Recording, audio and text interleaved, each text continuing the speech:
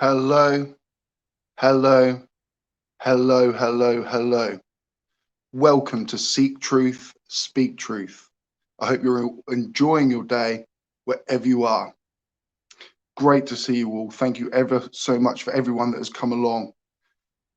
We do have Deadly Dave and Bullet Bill, absolute legends. Killer Kev.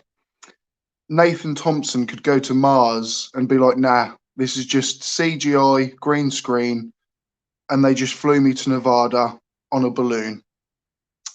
Yep, very, very true. Indeed.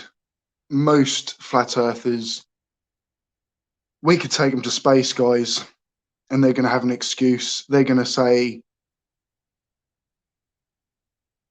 the windows are curved. We only see curvature because our eyes are round. There's always going to be people that cannot accept reality. And that reality is becoming real to me. Yannick Liskma, hello, good to see you. JSS Tiger, Bullet Bill, Do has asked here, STST, are you stepping out of FE? I was going to email you some observations about the psychology of flat earth regarding the comment sections of Rachel's videos. I think I have spotted some patterns. I'm not stepping away from FE.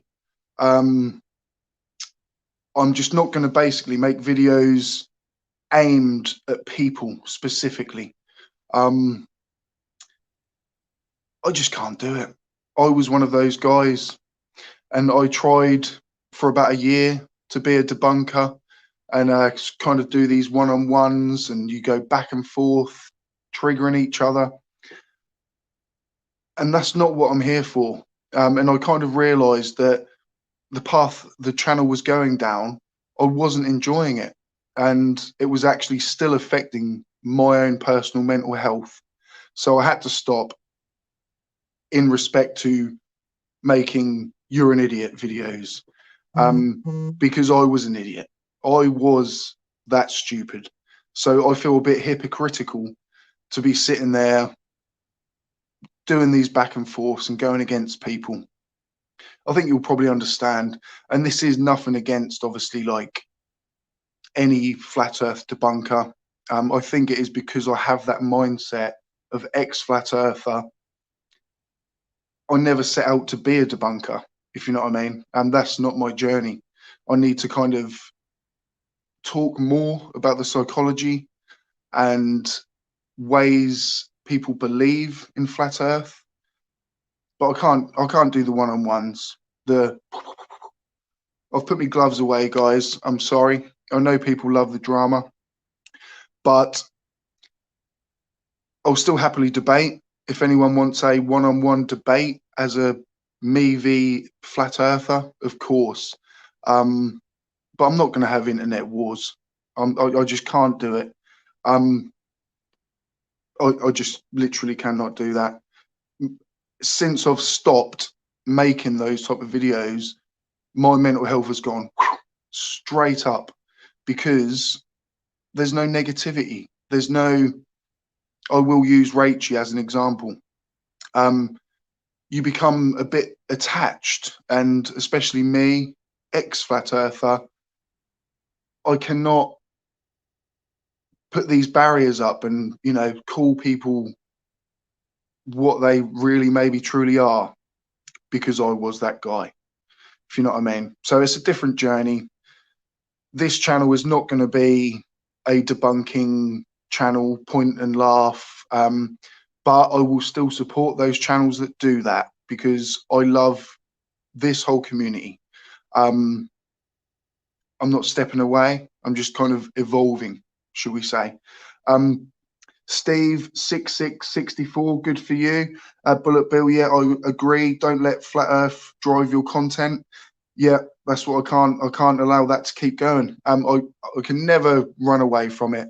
I am an ex-flat earther, but that also really makes me realize that I can't keep doing what I'm doing. I need to further myself and try and educate or learn to myself and portray what I'm doing. Do you know what I mean? But yeah, I'm not a flat earth debunker. Bullet Bill, we do have you in the waiting room. I'm about to add you, buddy boy. There you are. How's it going? Yeah, good. How are you doing? Yeah, cool, man. Yeah, I agree Very with what well. you're saying. I agree with what you're saying. It's because, you know, there's a lot of negativity tied with it, and you don't want to stay in that kind of environment, you know. Yeah. Or at least, you know, it's like it's because if someone challenges you to the comments, you know, like I don't mind taking them on and starting a little argument or whatever. But you get to a point where you just think you just go around in circles, and it doesn't really. Then they're never really going to say, "Oh, that's a good point." So, yeah, I think it's the thing where you know, because if you don't engage, then flat earthers will be the first to say like, "Oh my God, you're censoring, you're scared, you don't want to blah blah blah." But I think you get to a point where you just want to say, you know what, whatever. Yeah. Yeah. If you want to think that, go ahead. But it's like, you know, it's not worth. Yeah. If it's not doing you any good, then don't bother. Because the whole point of you managing to get yourself out of flat Earth is, well, you know, you've kind of done it for yourself. You've managed to see the light, and you've managed to stop yourself from going any further. So, you know, I don't think you have to be a martyr. Yeah, I mean, I keep having this like hero complex and trying to step away from it, if you know what I mean. And I feel like I just kept thinking that I was gonna, you know, really turn so many people and you know, and it just didn't happen. And I just have to kind of walk away from it a bit and just accept, like, I'm not gonna change many flat earthers' opinions. You know, it's and it is a part of that. Just realizing that I think there always will be flat earthers now because there's the internet. There's going to be conspiracy people. Yeah. Do you know what I mean? Like because even with the greatest debunkers out there, you know, the ones that are really good at it, been doing it for years. Your Simon Dans, your conspiracy cats, your MC Tunes. Even with them, they, you know, 95, I reckon, %, if not a lot more, of the flat earthers that watch their stuff will not be convinced by it. So, you know, it's not really. It's one of those things. It's a very weird thing, flat Earth, because if you don't challenge it, then that's a problem because it needs to be challenged. Yeah. But if you do challenge it, that doesn't mean people are going to stop thinking the Earth is flat. You know, so it's one of those things where it seems useless, but useful at the same time. It's a very odd like dynamic. I think you need to maybe level it out. So at the minute, because to me, flat Earth is just downward spiraling, I think really the content against it should do the same, if you know what I mean. There's no point in making a bigger thing out of it than it is. But also, like you say, you can't just let it go untouched. Do you know what I mean? Like, because then next thing you know, there would be 50 million conspiracy theorists, flat earthers, and everyone's like, oh my God, I think, how did we let this happen? what should and will hopefully happen will be because I think they go hand in hand, you know. So as flat Earth starts to become less relevant, and it is becoming less relevant, there will be less anti-flat Earth content. As a matter of course, because you just don't have, you can't debunk nothing. That's so true. So that's, I think that's fine. That should probably work itself out. And like how Team Skeptic, for example, has gone from other stuff because there's just not enough in it. There's just not enough meat in flat Earth. So he's gone to Karens and things like that. But Dave MC had it right, which is you damned if you do, damned if you don't, because the thing is with flat Earth is people, Yeah. because everyone says, like, I see so many times people saying, "Oh, why are you bringing attention to it? You know, you're just Yeah. justifying it." And yes, you could make that case, but the problem is with flat Earth, you could do anything that you want, and there is a way of addressing that makes it seem Mm. like, oh, flat Earth won, you know. Yeah. So Yeah. you don't do anything. You just ignore it. You don't make any Mm. content. You don't reply to any comments. You don't do anything. Flat Earth is then going to say, "Well, how come no Yeah. one has challenged us? You know, no one said anything so far. We must be onto something." You Yeah. challenge it, and it's like, "Oh, they're scared. They're finding the truth." You know, and so it doesn't work like that. It's Yeah. That is so true, though, isn't it? Like you say, there is no right or wrong way. You know, there yeah, literally isn't. yeah, That's why we need as many channels as possible, because everyone is slightly different. So everyone, you know, whatever someone's doing wrong, someone else is doing right. If you know what I yeah. mean. So and it all equals out is the way I'd probably look at it. But yeah, left untouched, no way. So yeah, the middle ground, I think you've just got to treat it for what it is, which is a joke, if you know what I mean. Like you can't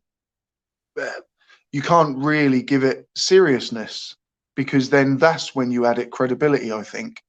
Yeah, it's a very, very odd one. I think the problem is that I think with social media and with the Mm, internet in general, um, we've kind of been sleepwalking into this problem. I think mm, with the fact that if someone has a false idea or a dangerous idea, or you know, there's social media and quite a lot of places on the internet.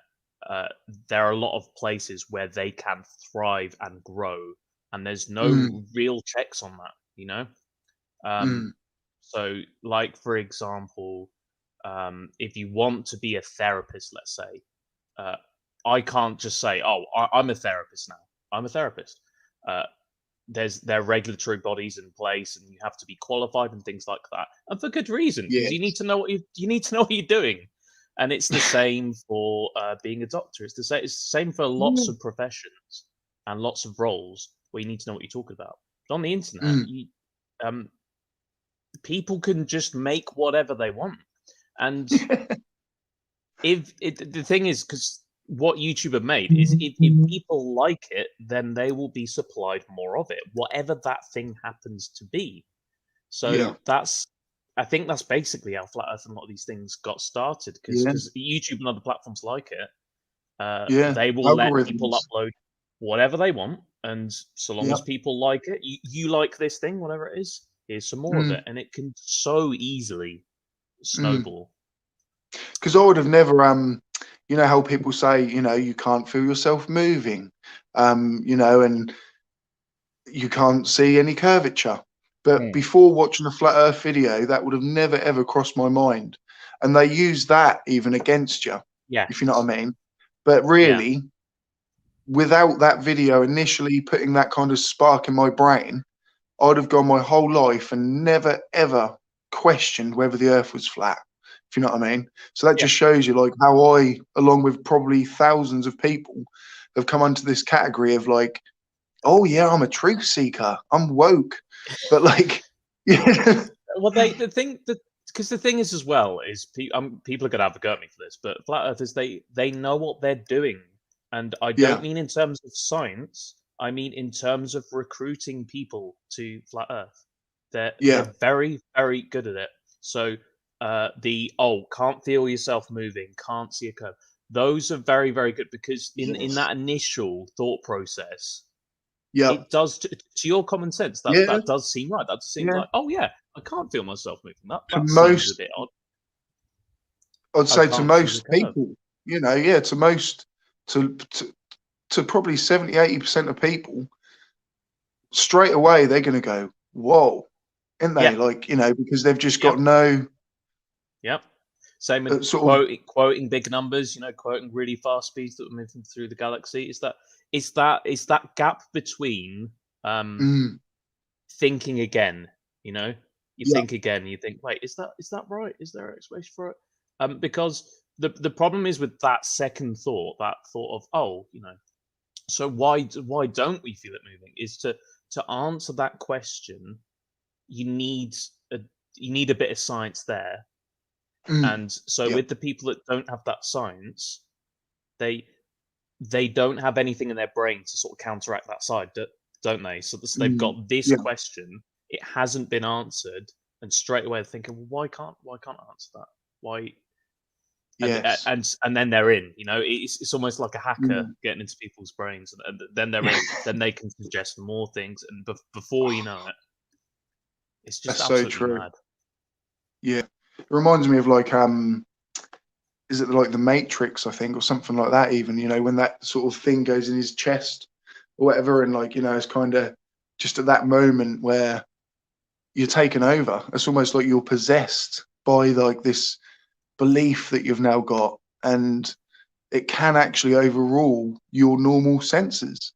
I think it really can. I think we've got another guest actually. Let's have a check. Juju Bear, hello, buddy. I'm about to add you to the stream if you are there. Hello. Hello, mate. You all right? I'm great, actually. I don't think I made it to the last one because I was at school at the time, but yeah, I'm glad I made it to this one. I'll stop for a bit as well. I've been sort of talking non-stop. So. I was going to need a Riley soon as well, so I was like, oh yes, we've got two people. Oh no, good to see you, mate. So all the snow's gone, I take it, in Texas? Oh yeah, it's long gone. Although sometimes we do have like a bit of cold, like basically roll the dice on, basically roll the dice on what the weather is gonna do right now, but it seems to be going to a warmer area now. But anyways, so what's the main topic of today? I mean, I suppose really just kind of how the channel's going to be evolving, I suppose, but also just really talking about the belief of flat Earth, the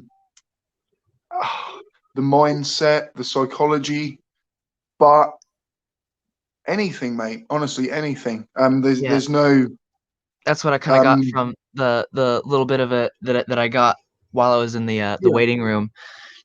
So obviously a dream also. Sorry, if ever any flat earther or person of any type of belief, it doesn't have to be a debate, can be discussion. Make yourselves known, and obviously we'll get you to jump on as well. I don't want the channel to just be, one-sided, shall we say. So anyone is always welcome to jump on. I know obviously at the minute I don't think many flat earthers are here. I've had one dislike, but well, maybe more now, I don't know. Oh yeah, one. Yeah, you only have one. If you could like the video, guys, that would be great. That will help more people get a notification for it. That'd be amazing. Sorry, Juju Bear, mate. You carry on now. No, that's fine. So, one other thing that I would like to add on to Bullet Bill's statement there. Once they're in your mind, and they've started suggesting things that seem logical. One other thing that I also remembered, these things that flat earthers like say a lot, like one of the more ridiculous ones is the like water always seeks its level. Like when you first hear that, it makes sense, and like chance, like. Yeah, I mean, I think water does actually seek its own level, but like it doesn't mean it's always flat. Exactly. You know what I mean? Like, there's just they're two totally separate things, aren't they? But someone's here's like, oh, it seeks its own level. It means, but it's just kind of get as close to the center of gravity as possible, I suppose. If there's enough mass in one area, level would be round, which it's kind of hard to like think about that, but it's kind of true. Like it does curve around the globe as we can observe from space. So clearly, I've got an interesting fact for you. Ooh. So, what shape is a raindrop? I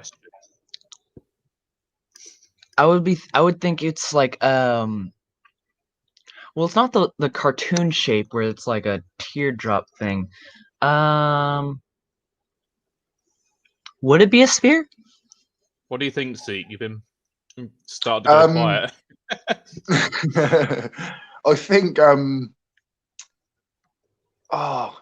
going to go either two ways. It's either going to be like a perfect sphere as it's fallen down, or it's actually like flat. Oh, maybe it's like kind of like an arrow shape, like the bottom of it's actually more pointed. Maybe it's that. So, what shape is it? So you're correct, Jujubet. It's perfectly spherical. A raindrop is just perfectly round. The reason we think of the teardrop shape is because that's a drop of, let's say, water as it's about to fall, because the top bit is still sticky and it's still stuck to whatever surface it's dripping from. So my first option was the correct one. Yes. And this is actually how they used to make ball bearings. Because if you let something drop, it will form a very neat, very accurate sphere. So to make ball bearings, they used to use molten steel and drop it from a height. That's really cool. Cool it down, and then that's how you make ball bearings. Because by the time it's cooled and it hits the water at the bottom, that is a fun fact. It would be a spherical shape. So yeah, there you go. That's strange. You know? I mean, I think like a sphere is like the least energy state, isn't it, or something? Like, is it like the best way for an object to form? I mean, it's like the most logical way that things are going to kind of group together. You really need a physicist on there for this, but yeah, it's a way of minimizing surface area, basically. So it's spreading itself out the least. That's maybe the best way I can put it. Because you've got all the mass in the middle, and you've only got a little bit on the outside. If you squash it, then you'd have a bigger surface area.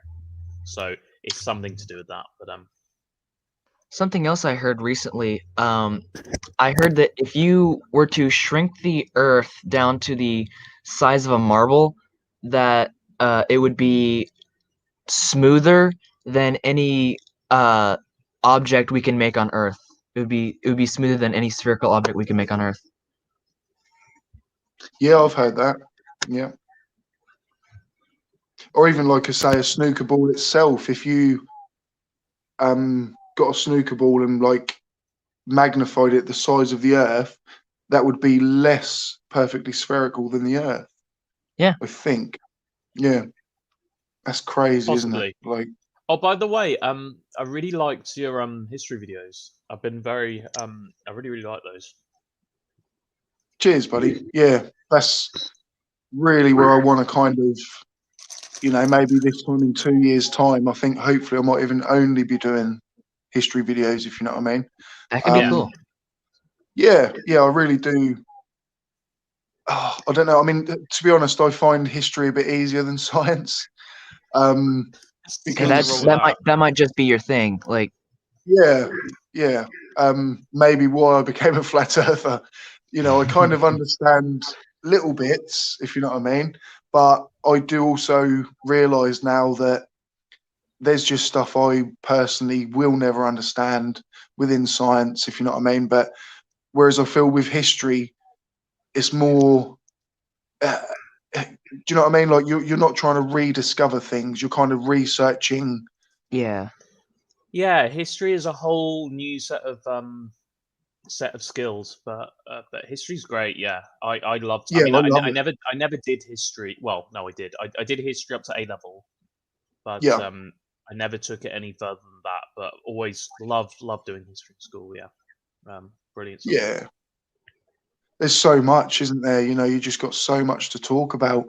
And like someone said once, though, is like, why would you make history videos when we need to worry about the future? But I don't believe that. Like, I really think like we should understand our history and look into That's it, an and answer then from someone that I don't think really sees the big yeah, picture. That's how people I say, agree, "Oh, yeah, why are we actually. on like, Mars? We've got yeah, problems." You know, it's come yeah, on. yeah. That's exactly it, isn't it? Like, yeah. I Juju Bear, will mate. admit Sorry, though, I think you went to. well, Did you add? Sorry, mate. I thought I cut you off. I thought you were going to say something, buddy. oh, I was just saying that I will admit that I haven't actually seen your newest videos because I've been a little busy with school and some personal projects, but I will watch them soon. Cool. Yeah, I think they're really pretty good. I mean, they're only like 5-6 minutes long. The next one I do, I'm going to try and break the 10-minute mark, and the amount of work that has to go into them is unbelievable, to be honest, compared to a flat Earth Oh yeah, video. oh yeah. Like So when you like when I first like made like I started my first like edit together video. I made it in this one computer class that I was in. I was like making like um a GIF, and like I struggled to make it 10 seconds long, and like man, like like you'd be surprised how how much it takes to actually get to 10 minutes. But the thing is, though, once what you end up with is really good, and it's something that people will want to see. So Oh yeah, ultimately, that's really good to make something that's of that quality. It's I agree. Yeah. yeah, yeah, it and it is ultimately worth it. it does. I mean, it unleashes like creativity within me that I hadn't found in flat Earth videos, if you know what I mean. So yeah, it just feels I'm already researching for my next one. You know what I mean, Well, and just kind of yeah, it's so cool. good I for try, you. like I said, Like, I try. Yeah, I tried with the FE debunking, but it got to the maths, and I was like, "Whoa!" Like, I just can't do this. it's okay. I'm not very good at math either.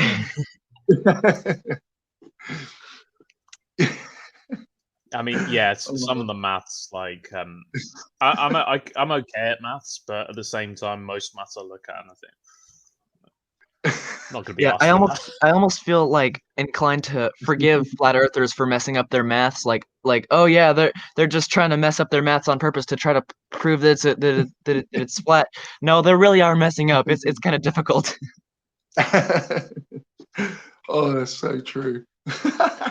Right, guys, I've got to take a Riley, so I'm gonna be back in 1 minute. So, maths or no, Let's talk I'll be about back maths in like then.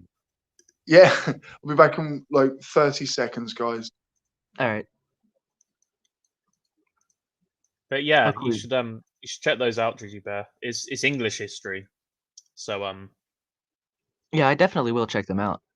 English history is pretty cool. There's quite a lot's happened in England in the past. It's quite Yeah. an interesting history. I used to not be very interested in history, but like more recently, like in the last few years, I've been kind of like, interesting. And I've, just watched random videos about history. I also watch a lot of videos about like mythology and folklore and stuff. Yeah, it's nice. It's good to learn stuff that just broadens your mind a bit, Yeah, and it makes you a bit more of a more interesting and well-rounded person because the thing that you don't want to do, and you don't have to be super intelligent because it doesn't matter if you're super intelligent or not, whatever super intelligent means. But if you, I don't really like talking to people that are kind of one dimensional, you know. And these are exactly. the people that you talk to them and you say, oh, what sort of things are you into, and they'll say, yeah, football. And you're like, oh yeah, okay, sweet. Anything else? Like, no, football. And and it's like, oh, if you into science, into history, into anything like that, and think, nope, not really. Don't not really interested in any of that. And think, oh, okay. watched any documentaries lately? And they're like, no, don't really watch documentaries. You know what I mean? People that don't, that Yeah, they people who don't are just really into have one anything to say thing. about anything. And it's Like- just, and it's just a Robin bit Hood's a boring, you good know. one. 'Cause you don't have to, like, I'm not saying you have to be Stephen Fry or anything like that, but do you know what I mean? Have something about you that you can. I do actually know a few people who are like that. They're just into this one thing, and then that's it. Like I can only talk to them about that one thing because that's the only thing they know or even care about. It's like, okay. Yeah, just Yeah. Even if I like the thing too, it gets a little odd it to talk does. about Just continuously after a while. Like, get well, into we've some talked new about all we thing. can talk about with that subject. What's next? I'll just cut in. Sorry, guys, just cut in for a second. Good night, FE peer review. Good to see you, mate. Obviously, like I say, anytime you want to jump on, please do so. Say hello to some guys in the chat. Chris, Delmac, toilet paper. Hello, guys. Do. I do have another guest here, Fohammer335. So I'm about to bring you on, buddy.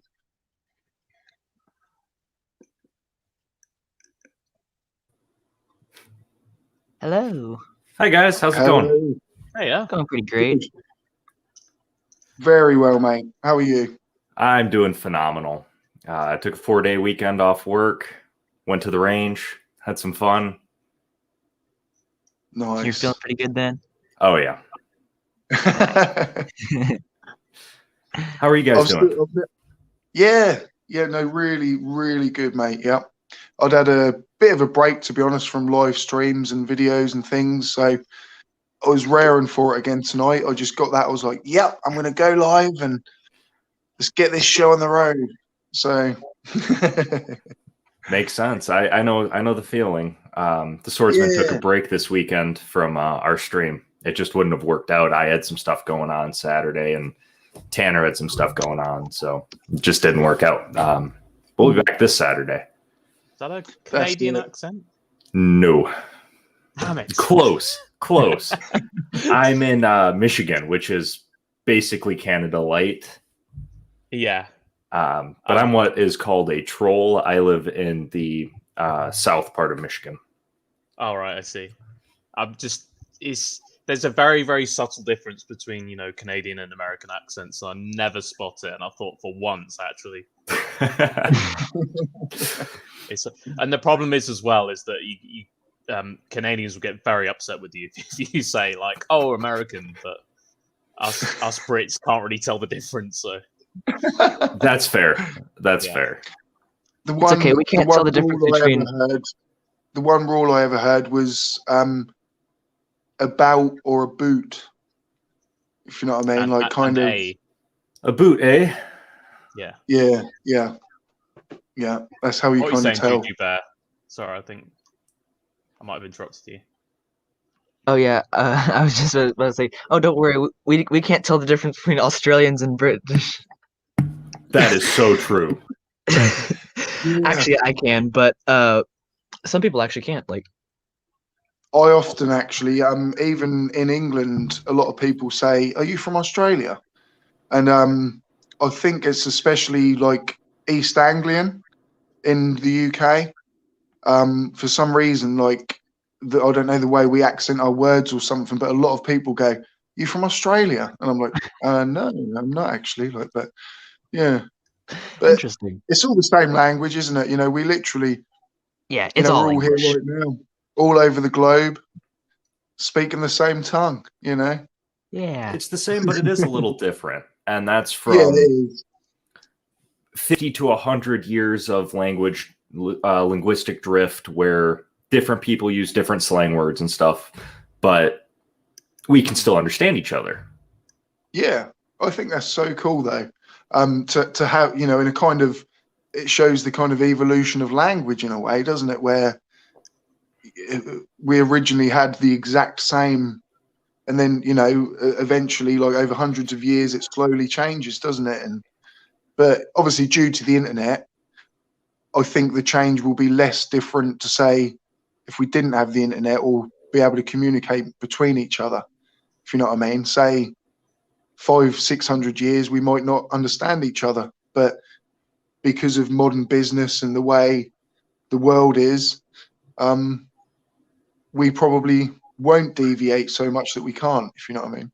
Yep, I definitely agree. You can use language as an analogy for evolution, and it does actually work quite well, because you'd start off with one language, and then you'd have two different parts of the region, and they end up doing their own thing, and inevitably they end up picking up differences. And as you pick up more and more differences, that's when eventually you have new languages, because you've almost like got a family tree of languages. So I'm gonna get called out here, but our language is a mixture of there's some Latin in ours, and I think it's a Germanic language is English. Yeah. And so we share quite a lot of language between English and French and German and things like that. Whereas the West Asian languages, so like Mandarin, Cantonese, and things like that, they have a similar sort of thing where they have things that they share, but they're still quite different. And it's the same with the Eastern Bloc religions as well. Well, former Eastern Bloc, Russian, all of the former satellite states of the Soviet Union. Most of them are really small states. Yugoslavia was one. Albania. Yeah, Albania, and I'm forgetting Czechoslovakia. Yeah, forgetting another really big one. Ukraine. Yeah, Ukraine. They all speak something that's very similar to the same language, and it's all the Cyrillic alphabet. So it all sounds exactly the same, even though it's said slightly different. But I used to not be able to comprehend how a language could change, and then like one day I looked at like words that like have been invented in my lifetime, like yeet. I was right about to say that, actually. I was about to say yeet, to like throw aggressively or with some kind of humor added in emphasis or whatever, and I thought, wait, they didn't have that like merely when was that word invented? Like 3-4 years ago. Yeah, and it wasn't so much invented. So the original source video was from a basketball game, and a woman was throwing a basketball, and normally people exhale and typically make some form of noise, and it helps them kind of focus and take a shot. Well, instead of saying something else, she said yeet, and it just kind of caught on from there. And I'm butchering the story. I did not know that was the origin of that. I thought that was just a very random. Well, I mean, I guess that is a very random occurrence that it caused. I did not know that. Yeah, that's the origin story I heard. I have no citations for that though. So. Oh, okay. I'm sorry. So it's a possible. And also, the word clap has a second meaning now. Like if someone gets clapped, it means they got either smacked or defeated in a game or whatever, and it can also mean another thing, but I'm not gonna I'm gonna keep this family friendly. There's troll. I think some of the stuff is like generational as well, though, isn't there? I think like some stuff will stick forever, but then other stuff is kind of like when I was younger, I'd use certain language, like when I was 18, 19, but now those kids are using language that I myself will never use. And then when they get to my age, there'll be something else that the kids are using. Do you know what I mean? So I think there's cultural times as well. Sorry, Bullet Bill, mate. You were going to say something? Yeah, no, I was just saying how how troll. That's a word. Troll has already existed, but it's got this other meaning now. And that never used to be a thing. There never used to be a need for a word like that, because there weren't any online forums or discussions. But now it's so common that. But it's strange how troll, because troll is probably a very, very old word, isn't it? It's it's quite old. Yeah. Yep. It's one of the holdover words that we have from ancient English that was developed in England. And the definition is very similar to what it was today. It meant someone living under a bridge. That's why I fit one of the definitions of troll. I live under the Mackinac Island Bridge. But it was used in online forums in a very similar fashion. It was supposed to indicate someone who never sets foot out of somebody's basement, their mother's typically. And then it kind of caught on as someone who says something contrary to popular belief, and then someone who just is doing something to trigger somebody else, basically. Trigger's another one. There's loads. Trigger, Language changes all the time. And even like aside from the internet, Brexit wasn't that word of the year one time. More relevant to the UK, but that's, initially that was just a quirky way to say Britain exit, leaving the EU, but now that's a word. So. But that was actually Trump that started that, wasn't it? I don't think it was Trump. But I'm sure it was. I'd have to look into that. I'm gonna take that back. What Trump? I think it was. But... What Trump did, I think, if I remember correctly, is he latched on to Brexit because he thought it favoured him, because it was kind of like the underdog taking over the establishment was his thing, and Brexit was kind of that. So he kind of tried to equate it to like, oh, this is going to happen for us too, even though it's completely different. But it did have a similar sort of narrative. So when Brexit did actually happen, Trump was like, yeah, we can do it too. We can, like the establishment or whatever. Oh, here's another word. Simp. Yeah. Yes. Yep. I actually had to look up what that was actually. A few months back, Sniper Wolf put that meme in one of her videos, and so I then obviously kind of made a video to try and just mention her name to ride off the back of who she is, basically. But and then loads of people were going, "You're a simp. You're such a simp," and I literally had to Google it. I was like, for the fact that I had to Google what you said, I can guarantee you I am not a simp. Do you know what I mean? ASMR. And by the way, that video was funny. Do you remember that video you did? Because I'm with you. Had me dead, bro. I understand that it is a thing, and some people like it, but for the life of me, I cannot get it. I have no idea what this thing is about. But I know that some people really. Because I spent quite a while genuinely trying to figure out what is this thing, Yeah. And then you look into it, and I searched up ASMR, and it's like, oh, it's an autonomic sensory response. You're thinking, okay, what the hell is that though? Yeah. I actually have something to. I'm sorry, I interrupted you, STST. Please go ahead. No, mate, you go ahead. All right. I have something to piggyback off of that. I'm going to be releasing some content soon, and it is ASMR. It's gun AMSR. It's going to be pretty interesting. That sounds pretty interesting. I could have sworn I made an ASMR video. Oh my gosh, 85. Goodness. But I'm so sorry. I did not mean to interrupt you, Seek. Please go ahead. No, mate, it's absolutely fine. It just happens when we're talking online anyway, doesn't it? Sometimes, you know what I mean? Like, there's no malice there. I know that for a fact. Yeah, I mean, these ASMR, I mean, there are genuine people, and you think, am I wired differently? Do you know what I mean? Like, is it just because some people say, oh, you either feel it or you don't, and you kind of either get it or you don't, but I don't know. I kind of wish I did get it.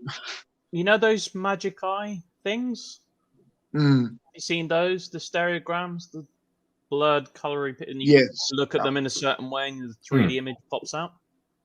It's probably a bit like that, because those, I can see those, but there's a lot of people I usually really struggle with them. Yeah, there's a lot of people that can't, and I think until you see your first one, it's very hard because you don't know what you're looking for, and you're just trying to make your eyes go blurry, and all of a sudden you can see it. But yeah. No, that is so true. Yeah, ASMR roleplay videos are strange rabbit hole to go down. They certainly are. When I first obviously looked into it, there's a lot of different ways of doing it and versions, isn't there? If you know what I mean.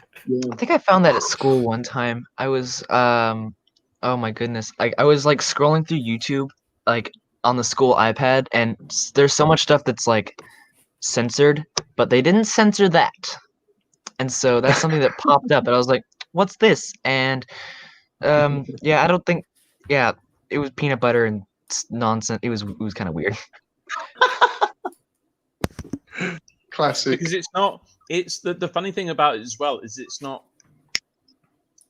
not really a sexual thing. I'm pretty sure with ASMR. No, it's not. It seems like it is, No. and a lot of like ASMR channels have quite attractive girls doing it, and I think that's part of the appeal. But it's not. I had that misconception for a while. It's not a sexual thing at all.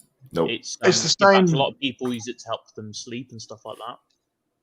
Yeah, and I think that's where the confusion sort of comes from, if you know what I mean. Because if you do put ASMR into YouTube, you're just going to get like a hot woman eating a strawberry or something. Do you know what I mean? But like, you know, really, that's not what it was about, if you know what I mean. And like, you know, there are, I think, actual benefits to it. You know, like the white noise aspect. You know, even say babies. You know, if you put like a running water app or something, like, do you know what I mean? In a way, that's ASMR, isn't it? Like, helps them sleep, and you know, there are, I think, actual benefits to it. And it just kind of got swept up away in this kind of sexualized, like, woo woo, and just, you know, lots of people wanting to see it, if you know what I mean. But those particular people are not really there for the ASMR. You know, but that's obviously what sex sells, doesn't it? Like they say. And we see it all over the place where things weren't originally sexual and then went that way as society trended that way. Well, I think. Hey, dude. Bill, you go ahead. No, so I think 1 minute, 1 minute, guys. Because even if it's not about the sex, even if it's not about that, it's it kind of greases the wheels. Do you know what I mean? It's and everyone knows it. Like, if any presenter of any kind, whether it be news or whatever, it helps if they're attractive. You know, people are going to enjoy that more, and they're going to be more engaged by it. And they don't have to be, you know, they don't have to be showing much flesh or anything like that. It's not just. I'm sorry. Oh, go on. I was finished. It's not just that it helps because they're attractive. There's some studies that actually show that it's easier for somebody to trust somebody who they are attracted to. So that's how conspiracy cats got me. Exactly. There's something about his bald head. Yeah. Sorry, you carry on, mate. No, I was done. You're going to be more likely to trust somebody you find attractive than somebody you don't find attractive. Yeah, that does make sense. They even, yeah, I mean, they even do that in like certain call centers. There's apparently certain accents that are more calming and soothing to people, so they set up call centers. I know in like England, they set a lot up in Newcastle, I think, because it's a very calming accent. So, like, you know, it's going to calm people down.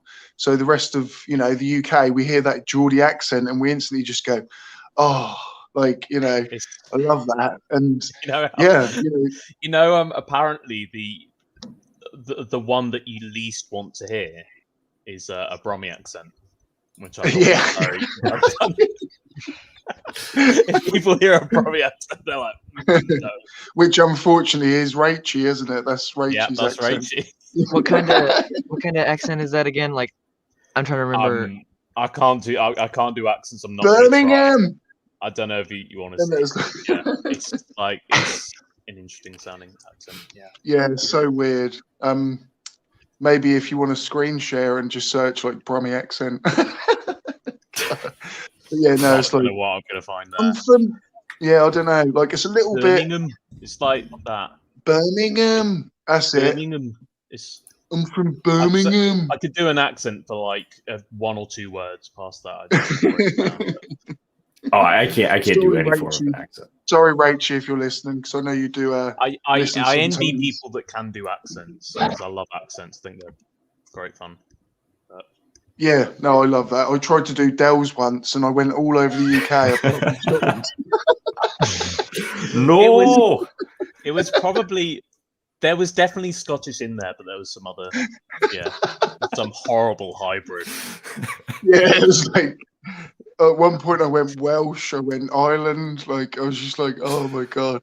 But afterwards, I thought in a way it's good because I don't want to do him too well because they do say like the biggest compliment is imitation, if you know what I mean. So, you know, it's okay. Yeah, try and get David Attenborough down to a T.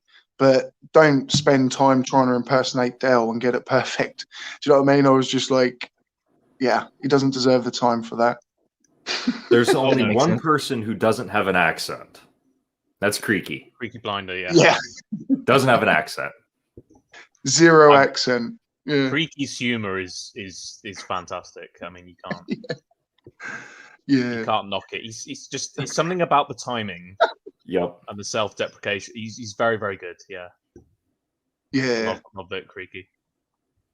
His son as well has got a channel. Have you seen his son? Yeah. Yeah. Like it's just like 2 peas in a pod. I don't know why, but whenever I see Creaky, I always think he's a little bit younger than he actually is. He doesn't seem. It can't just be me. Do you know what I mean? And obviously I know he's not 20, 21 or something like that, but yeah, I don't know. It's always surprising to see that he's got this grown up stuff. Well, he's actually got how many grandchildren? He's got a few grandchildren as well. So yeah, granddad. Yeah, that's crazy, isn't it? When you think of it like that. Yeah, Lord Callum. That's it. Lord Callum. How old is accent? I have no idea. I'm gonna put it into Google. What was that, mate? What was that, Juju Bear? How old he actually is, Creaky. So 5? 45? Somewhere in there? Yeah, I'm sure around there. Yeah, but he doesn't, like I say, he doesn't seem it, does he? You know, it just... No. I thought he was a few years older than I am, to be honest. I'm not that old. I look a lot older than I am. Yeah, that's... But then even now, to be honest, 45, is that really old? Do you know what I mean? Like, I think really age is just becoming insignificant now. I know like 8-year-old people that, well, not personally, but, you know, 8-year-old people that can run a marathon or, you know, but then someone 30 can't even get off their seat. So age really to me is just a number. It's also about how healthy you are because there's a lot of people that get old and, you know, they can't do much exercise or they do get short breath or whatever, or they have diabetes. And a lot of the time, it's not so much the age that is doing that; it's the lifestyle that they've led. You know, so it's the only difference is I think if when you're young, you can kind of live quite an unhealthy lifestyle to a certain extent, and you could still get away with it quite well because your body's that young that it can just kind of bounce back. Whereas if you you can fall off the roof and you'd be fine. Yeah. Whereas as you get a bit older, you can not do exercise and you can eat the wrong things. And but your body's going to suffer for it a little bit more. So you've got to make sure you look after your body. Not that I'm a health expert. That's actually one reason why I am like I'm gonna be working out this spring break. I know I'm having spring break like just 2 weeks after that whole ice storm knocked out school for a whole week. So like another break, I guess. But this time I'm gonna be like really working out because for multiple reasons. Because you know I want to be healthy and I want to be healthy when I'm older. And plus I'm one of the weakest people like ever. Like I am so weak. Like it's kind of embarrassing if Oh, trust me, I'm right there with you, man. like here, can you lift this? No, I cannot. Like, it's not But that then, heavy. to be honest, I hate lifting. I tell you what, because I used to do competitive gaming. Well, I still do actually to a certain extent. But I used to play this game, Super Smash Bros. Melee. Some of you may know it. Some of you may know competitive Smash, but I used to do that. I don't really anymore. Anyway, the thing That is with faux playing hammer that nod game- was a yes or no. Yeah. Do you play Melee? I have played it before. I You don't have have I don't have the proper console to play it right now. All right. So yeah, you know what I'm on about. But anyway, the thing is with the problem is with playing. If you're playing an old game like that, you can't play on a modern flat screen TV. Most of them you can't because there's a little bit of input lag. You know, so like you press the button and you have to wait a tiny little bit, and then something happens on the screen. And whilst it doesn't matter that much, you know, when you're trying to be quite precise and technical, that delay matters.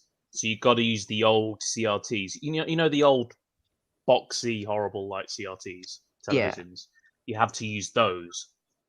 And I remember one time we were trying to get this big CRT up in. This was when I lived on the second floor of some place, and the lifting that thing was like it was like a whale of a TV. It was absolutely massive, and there was two of us trying to get up these stairs. And I remember thinking at one point, this is probably a bad idea. I think one of us could get seriously hurt because we were struggling with this TV. You guys okay though? We can't really put it down. We're okay. We got it up, but it was okay. Good. It's one of those things where you think maybe this wasn't a good idea. I've had a lot of those. But yeah, heavy lifting. No one likes that anyway. So I could never be a removal guy. I'm not very fit. I'm not at my peak anymore. I was when I was in the infantryman. When I was an infantryman, I made it into the 1,000-pound club, which is lifting 1,000 pounds between 3 exercises: bench press, deadlift, and squat. That's pretty impressive. I did 800 between my deadlift and bench press, and then 200 for my I did 400 deadlift, 400 squat, 200 bench. Not sure if I said that right or not the first time. And I could also do a 12-mile ruck in a full combat load in under 3 hours, which was fairly good. Most people can do the 3-hour mark if they don't have a full combat load. If it's like a 40-pound ruck and that's all they're wearing, they can do it in 3 hours. But that was the result of me working out every single day, 3 to 4 times a day. Yeah. For years. And I wasn't much bigger than I am now. So just because you think size, yourself, it doesn't matter. No, not at all. I was a little bit bigger because, I had a lot more muscle, but I was still very lean. Yeah.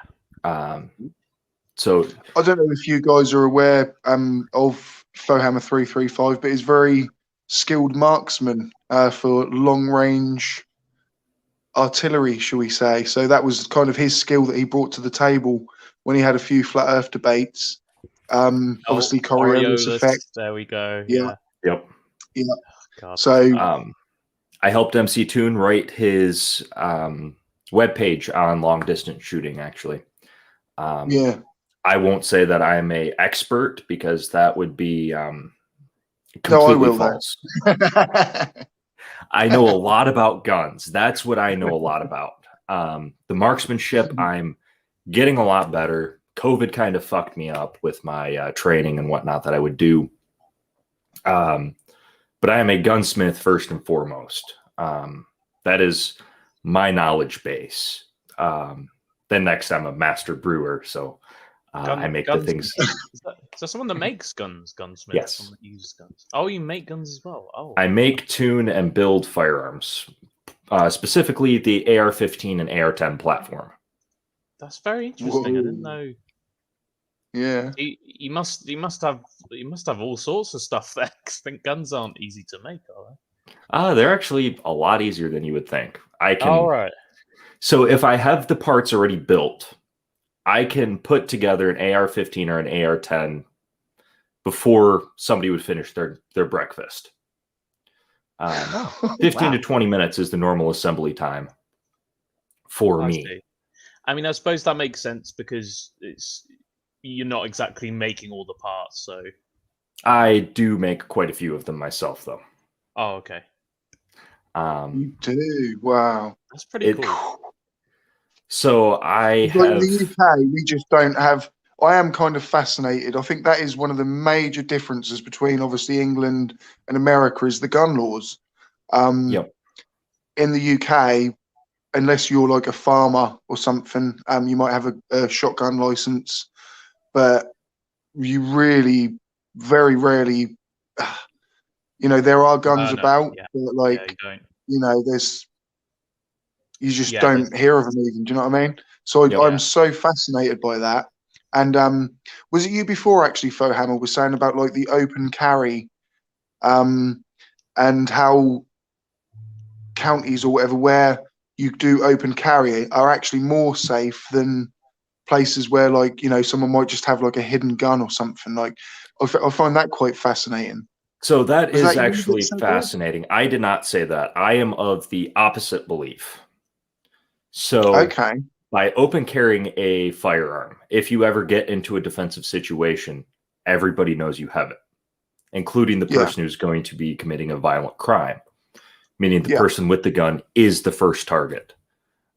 You can disagree with me all you want. I've seen countless examples of this. In fact, one of the higher profile ones, there was a shooting in a Walmart 5-10 years back. Concealed carry, person with a concealed carry permit and a gun on them, drew his firearm, presented it, pulled the trigger, shot the person who was shooting everybody else. And his partner, not the person who was lawfully engaging the other person, but the shooter's significant other came up behind the person who was not situationally aware, did not have the proper threat awareness, put a gun to the back of his head and blew his brains out, and then continued shooting. As soon as your gun comes out, you lost every element that you had that was an advantage. You are now a target, nothing more. America's a fantastic country, and I think there's the people in America in particular, I think, are brilliant, at least from what I've experienced. But there's some parts of America that I just do not get, and I think that the gun thing, I really do. And some people are gonna be shouting and screaming at me maybe in the chat, but yeah, I don't like the whole gun thing one bit, because you have the situation in America where people, it's our right to carry a gun. I want to own a gun. I want to have a gun, and that's fine. It's in the Constitution. You think, well, okay, but then you're in a situation where the public are armed. The public have these guns, and that you could, if you wanted to, if you had a gun, you could just kill someone very, very easily. You could do the same with the car. You could do the same with the car, but we have dozens of things in place with cars to make sure that doesn't happen. Okay, you could do the same with a hammer. A weapon. You could do the same with a hammer, but not very easily. False. That is the number one murder weapon in the U.S.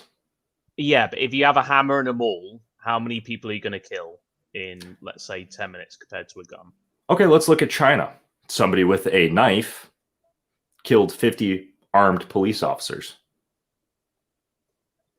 Okay, I'm not really sure. I think you probably ought to get some better armed police officers there. They were armed with exactly what their military carries. It was their lack of training. I don't know why they didn't shoot the guy. Because they were trying to detain him. But in the UK, at least, we have, in the UK police, for example, in that situation, the guy would have been shot. It's not as if, like, in the UK, same here. In the UK, you are not legally allowed to own and carry a gun. But in the same way, we do have armed police, and they will shoot and they will kill if needed. But it's not. Yeah, the fact that people in America can just own and carry guns, I don't agree with that one bit at all. Here's one of the reasons why we do. Down south in Mexico, It is a country ran and owned by drug cartels. There was a conspiracy theory that actually makes a lot of sense because I did a lot of the tracing myself, called Operation Fast and Furious, where the ATF was confiscating guns from American citizens and trafficking them down to Mexico, where they were then sold to cartels or in other ways made it into the hands of cartels. And this is one of those conspiracy theories that there's a lot of evidence for, and there's a lot of evidence against, and I'm kind of on the fence. I've seen examples of these firearms being brought to Mexico, but I also haven't seen the vast quantities that were claimed. And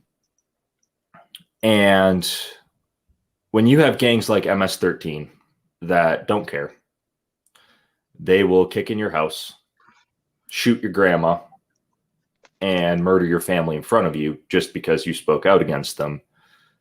Doesn't that person deserve the right to be able to fight back? When seconds count, police are minutes away.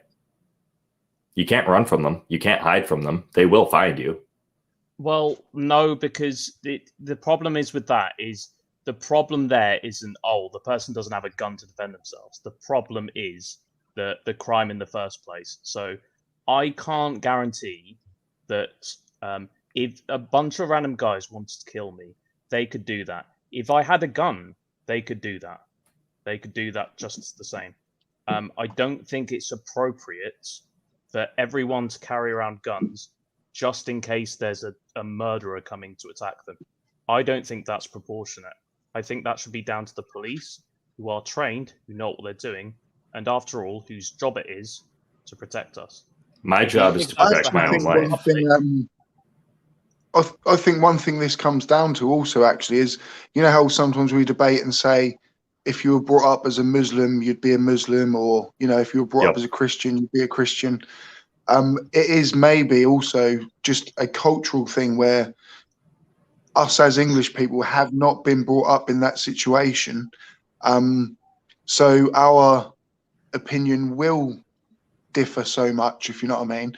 Whereas, say, maybe if we were brought up in that exact same environment, would we still have the same opinion? Do you know what I mean? But I probably would have a different opinion, but yeah. But I know what you mean, though. Like, I like the actual discussion between the two, but obviously, I don't. You know, I don't want people thinking we're against it. I think it's just more of a just can't understand it, if you know what I mean. Like, I would say that for myself. I'm 100% against it. I know a lot of Americans feel quite strongly about it. I think that's fine, but at a certain point, you have to take a step back and think, right, this is this appropriate? Does this seem sensible? And I certainly think it isn't. I'm sorry, Fohammer. Oh no, that's fine. People have different opinions, like Johnny and most of the beardsmen do. I think I saw him in the chat. So I just want to state this for the record. Just because I disagree with you, Bill, it doesn't mean I don't respect you as a human being, or I don't respect your arguments or where you're coming from. Absolutely. Me too. And I'll try not to be an asshole about it, because I can't. And Sam, and call me out if I am being. I wouldn't have either of you guys on the channel if I thought you'd be dickheads. We're all cool guys here. Yeah, we're all cool. But speaking of, also, I like heated discussion as well. I don't think either of us really got that heated though, which is pretty good.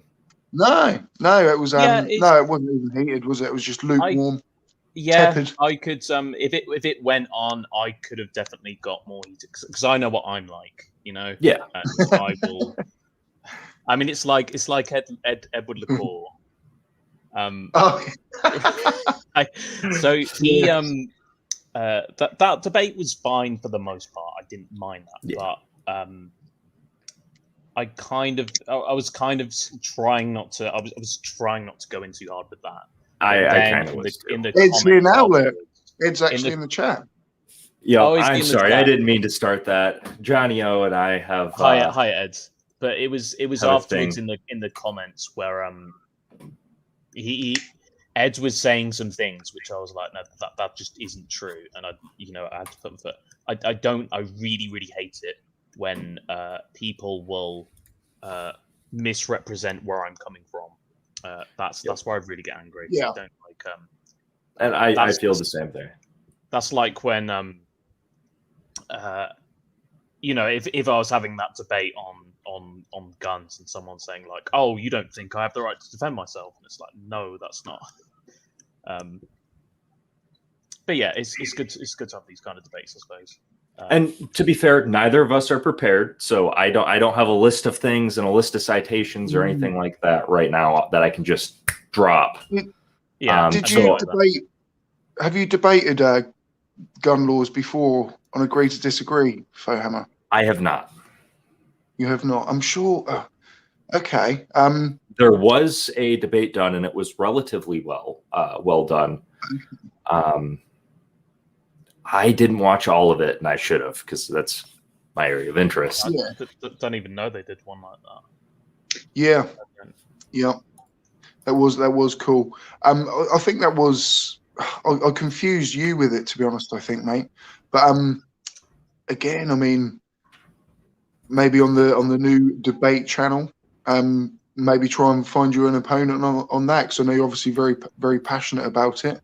I don't know whether, say, like an actual full debate, like, I don't know, say someone that isn't in the US, of course, everyone's allowed their opinions, but is that debate valid, if you know what I mean? Like, that's kind of what I'm questioning, is because I like guns. You know what I mean? think like, that debate is valid. One, but I like the I'm a little torn. You think it is valid?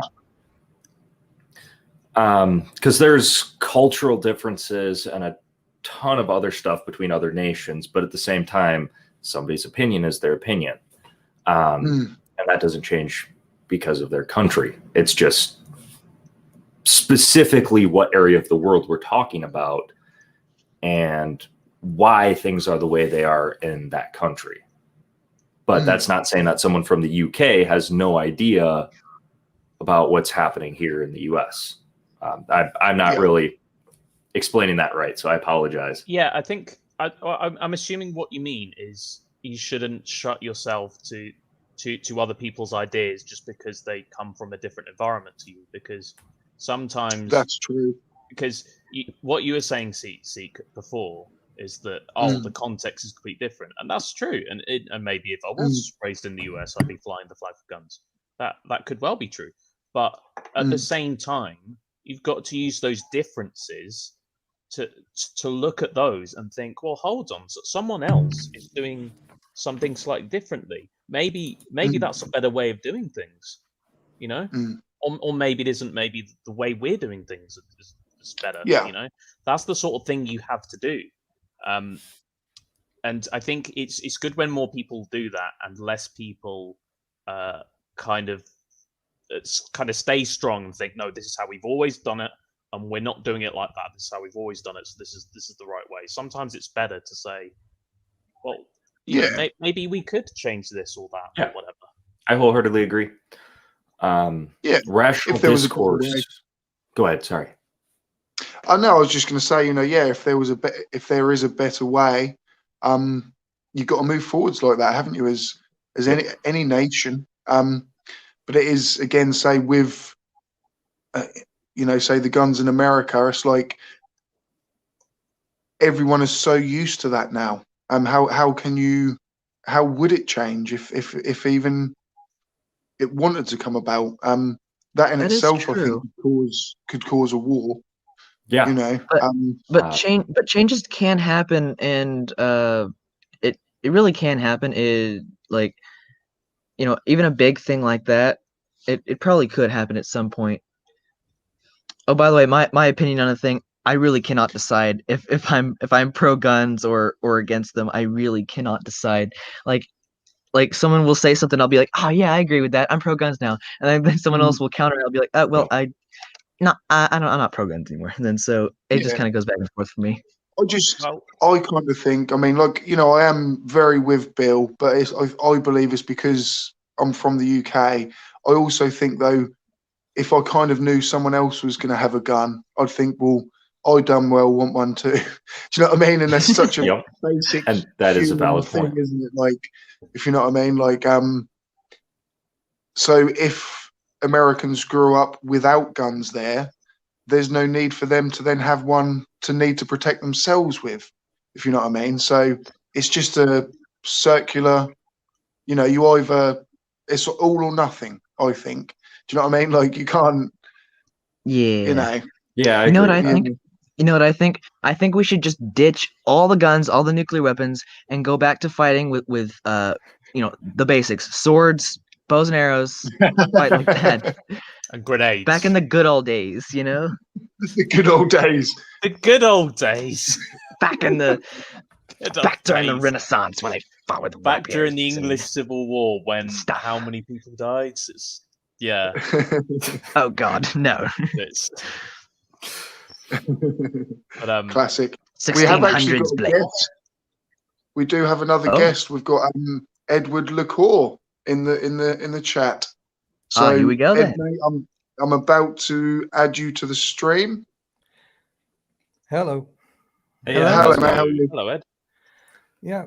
Well, I just wanted to add one thing on this, and that's, as usual, the historical perspective. I just feel that we're leaving out the 20th century. If you look at what happened in the 20th century, what happened is that states and police forces committed most of the atrocities. Yep. And what happened is that Europe and America both looked at the Second World War and they came to different conclusions.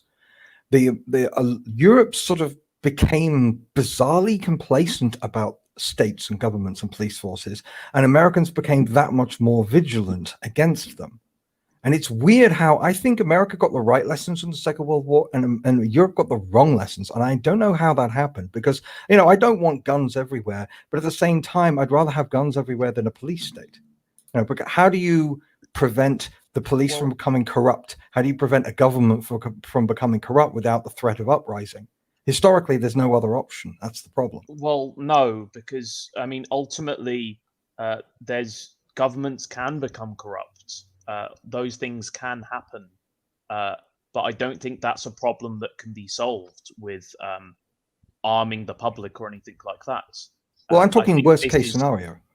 Yeah, but this is something that this is the whole point of democracy, of the systems that we have. But the problem is that the Second World War was started because democracy failed, and there wasn't enough of an armed population to resist the Nazis. And so democracy failed, but that doesn't mean democracy is flawed. That just means if it wasn't flawed, it couldn't fail logically. One thing actually I've noticed with doing my history videos is, especially with, say with the UK history, how at one point like a king or whatever would just be overthrown and they'd start a war within the country and just be like, oh, I've got rights to the throne, my bloodline leads to here. Yeah. Like, at what point did that stop? Like, it stopped because Parliament overgrew the monarchy. During the Stuart era, at the beginning of the Stuart era, you had absolute monarchy, and at the end of the Stuart era, you had token monarchy. That was the turning point because people got sick to death of Charles I constantly bringing a parliament into being just so he could extort people through taxation so he could fight foreign wars, and then he'd dissolve the parliament again and there'd be no real representation. So this idea of no taxation without representation, it started in England and then it was exported to America. So the American War of Independence was really our Civil War Part 2 because it was a continuation of the same debate about the role of a parliamentary body versus a monarchy. So there you go. Okay. Yeah. I find it, I mean, I'm very fascinated by all that kind of stuff now. How the, Parliament kind of overtook the royalty or whatever. And, like now the Queen really doesn't have anything to say over the run-ins of the country at all.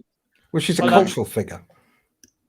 Well, so Charles I, so back in the Stuarts, the role was divided, the role of leadership. So Parliament had a part to play as well as the monarch. The thing that the reason why it all went down the toilet was because that trust reached such a poor level that it ended up in civil war. Well, there was no parliament. There were a huge amount of factors that led to that. I did that with I actually learned about the civil war, so I know a little bit about this. But yes, but there was no parliament. The king would just dissolve it for years and years and years, and so and this was the same thing happened with the signing of the Magna Carta.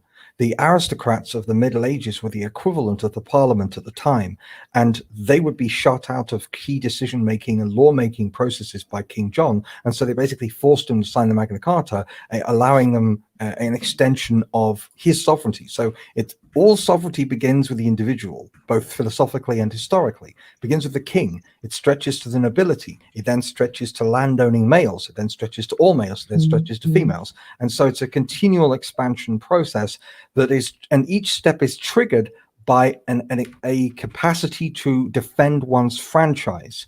So originally, only the nobility had castles and knights, and so only the nobility could defend their franchise, and so only the nobility got franchise. Then you had superior bargaining power economically from the landowners, so that's when they got power. Then you got superior bargaining power through an industrialization, so that all men got it. And then when women entered into the workforce during the First World War, they gained power to defend their franchise, and that's why they got the vote. So it's all about each step is triggered by the capacity to defend one's franchise through bargaining power. Yeah, so the thing is, though, Charles I never had absolute power as a monarch, even after he dissolved Parliament. He dissolved Parliament, but there were limitations on what he could achieve. There's a constitution. And that's why ultimately he had to recall Parliament. Yes. So even back then in the 17th century, the misconception is that, King Charles could do what he wanted. No, there were things that he needed Parliament for. And that was ultimately the problem. He decided to go it alone for as long as he could, but eventually he still needed Parliament. And all the time, the resentment was building and building and building, and mistrust was building and building and building. I think we've lost Juju Bear. I think he's dropped out. But jump back in if you want, buddy. Oh, hello, mate. Is he back? Oh, no, that was me. I'm sorry. That was Fo. I was going to mention that we hadn't really given him any time to speak on something. Yeah, no, I felt a little bit bad. Like Juju Bear and you, Fo Hammer, as well. Obviously, Edward, more than welcome. I know, we can, talk whatever the hind legs off a donkey between us all, to be honest. But I want to give like Juju Bear. Obviously, he now maybe did jump off. I don't know if he's back. Oh, he's back. Like equal screen time for all, if you know what I mean. So everyone just gets a chance. I mean, obviously, I know probably Juju Bear and Fo Hammer, your topic of choice might not be the kings and queens of England at the minute. No.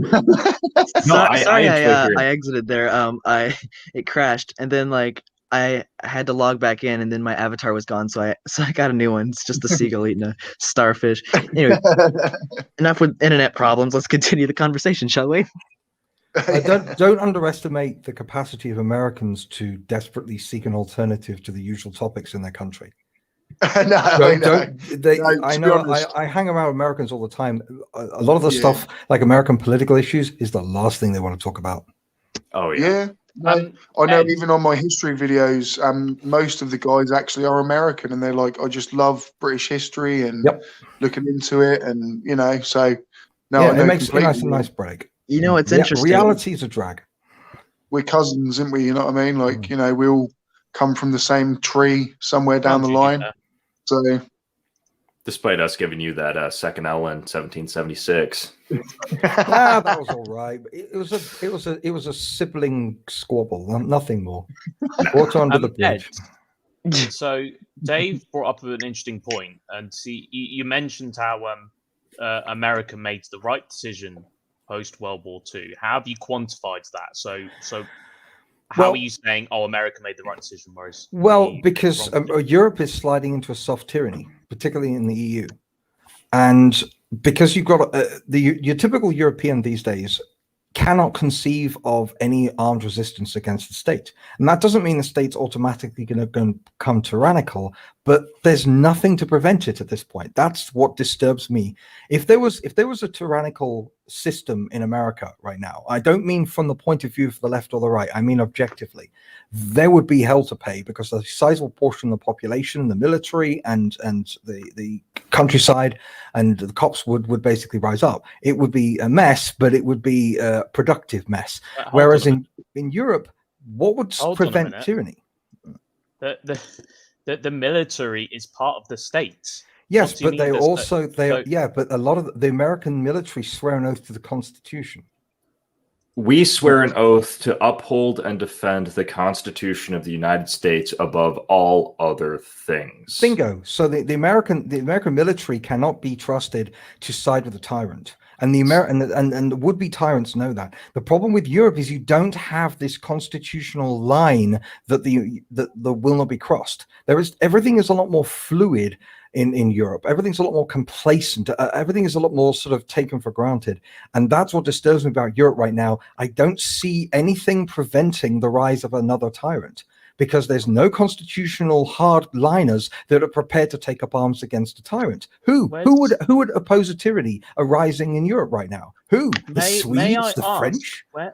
Where is this crazy paranoid idea of these uprisings in Europe, of these tyrants? Where are these coming from? I assume you're going to bring up the Nazis or something like that. Well, history shows that tyranny is cyclical. Are you saying there's never going to be another tyrannical uprising ever again? Seriously? Well, no, but what the reason, it sounded like you were saying something that ridiculous. Well, no, the reasoning that you're trying to make, though, is that we need some kind of mass militia to stop that from happening. Well, we need checks and balances. We need we have checks and balances. Yeah, do we though? They're not in the form of arming the public. Well, no, but look at ridiculous. Look at the EU. We couldn't negotiate for any better deals with the EU, so we had to leave. There was no negotiating with them. No, we did not have to leave. No, we did not. Yeah, we decided to leave. Yes, because we couldn't renegotiate our conditions with them. No.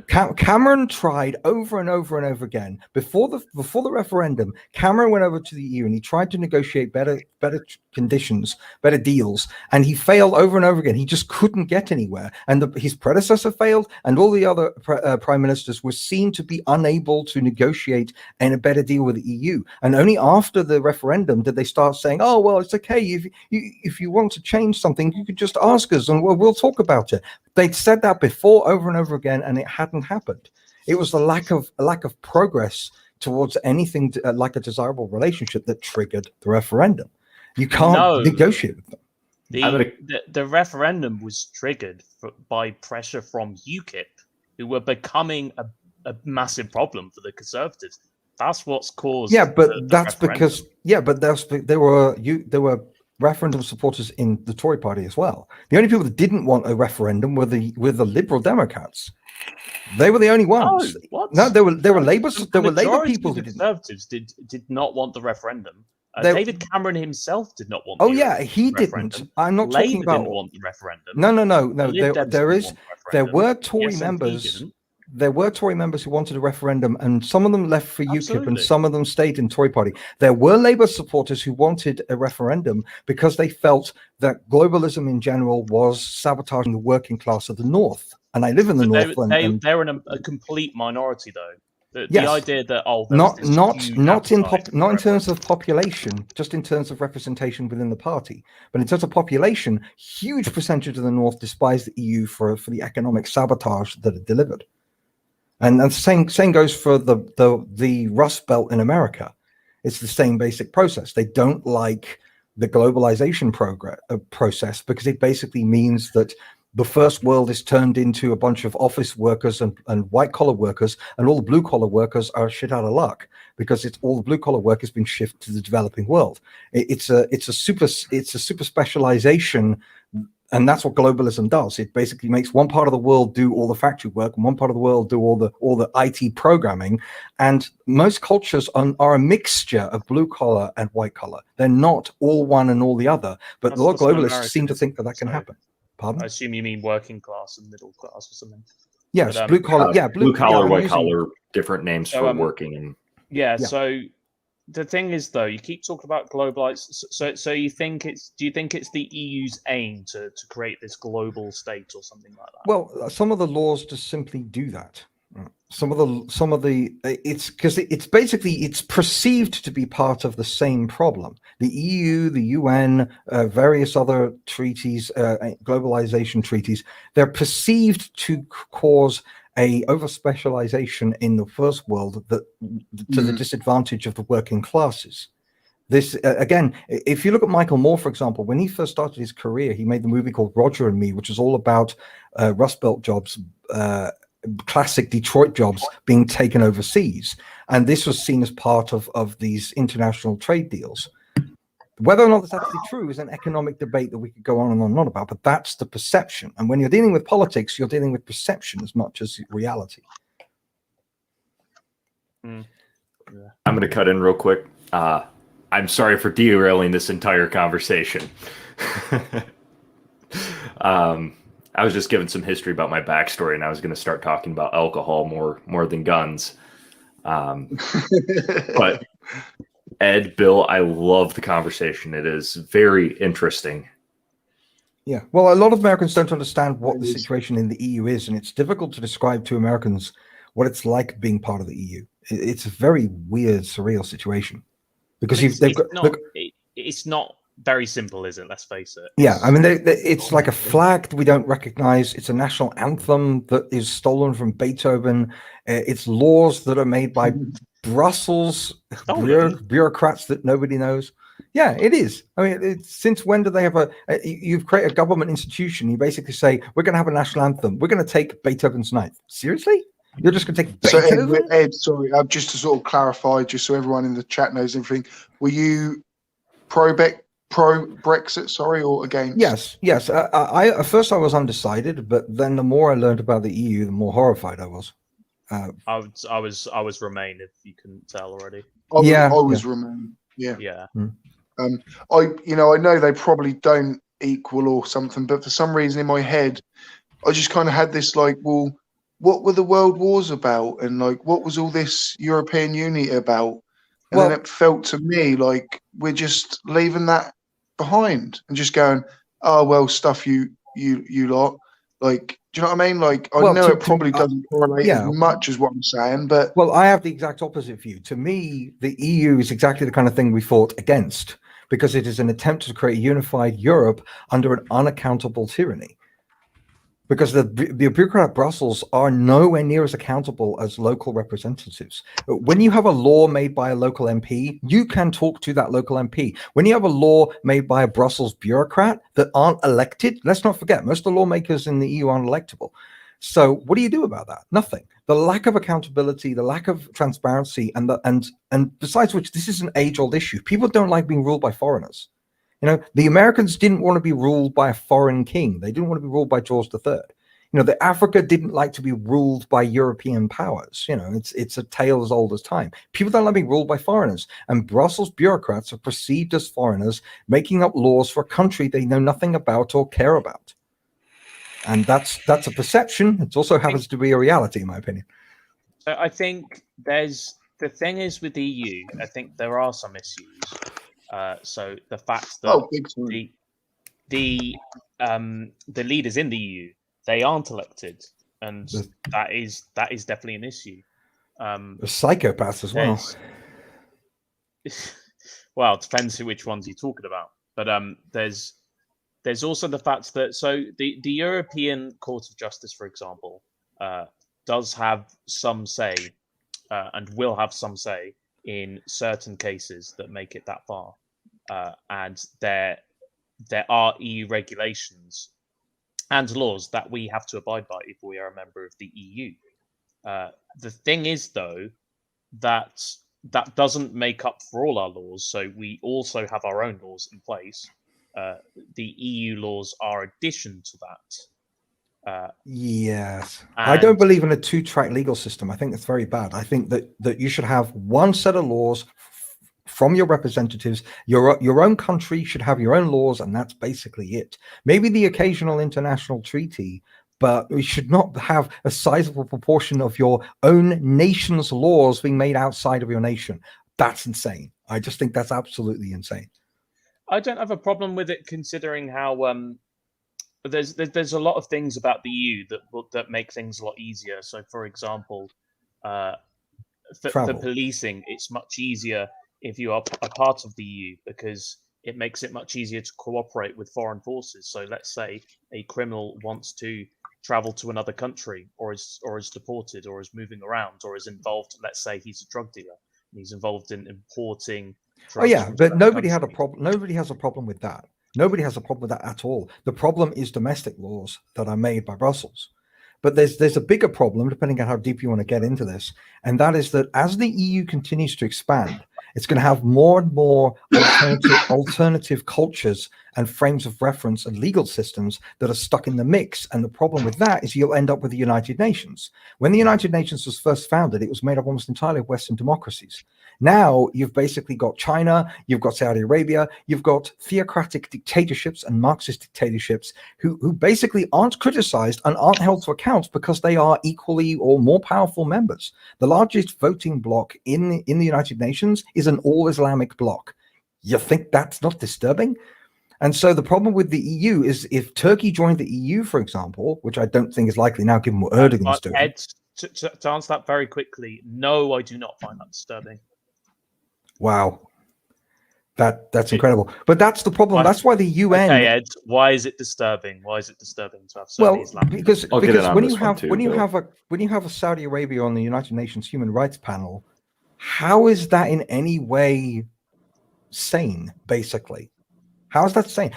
If you look at the United Nations human rights statistics, Saudi Arabia and at least 12 other Muslim countries are the absolute bottom of the list when it comes to democracy, freedom of speech, women's rights, gay rights, trans rights, and yet they're on the United Nations Human Rights Council, and yet they make up a sizable amount of power and voting in the United Nations. And that's why the United Nations is basically useless as far as enforcing humanitarian principles, because it's compromised because of its relativism. Its inclusivity. Did you have something to? Sorry, Bullet Bill. Fohammer, did you have something to add? I think I saw you sort of wanted to add something then, or did I misread you? I just said that I was going to get in on this discussion with Bill because I actually agree with him on this. Edward, it sounds like you're kind of judging an entire nation based off of its primary religion. I'm judging its governmental policies. I'm judging its human rights record by the objective statistics. And what would those statistics be? Where would you be getting those from? Statistics are easily manipulated. Amnesty International, United Nations Human Rights Council, that is incredibly compromised and yet still can't deny these statistics. Every single humanitarian and human rights organization on the planet is where I'm getting this from. Or where would your perception be derived from? So, just one. Focus on one right now. Right. Let's say the UN's. I believe you cited the UN Humanitarian Rights Council. Yeah, Human Rights Council. Yes. What is the specific citation to this if you have it available?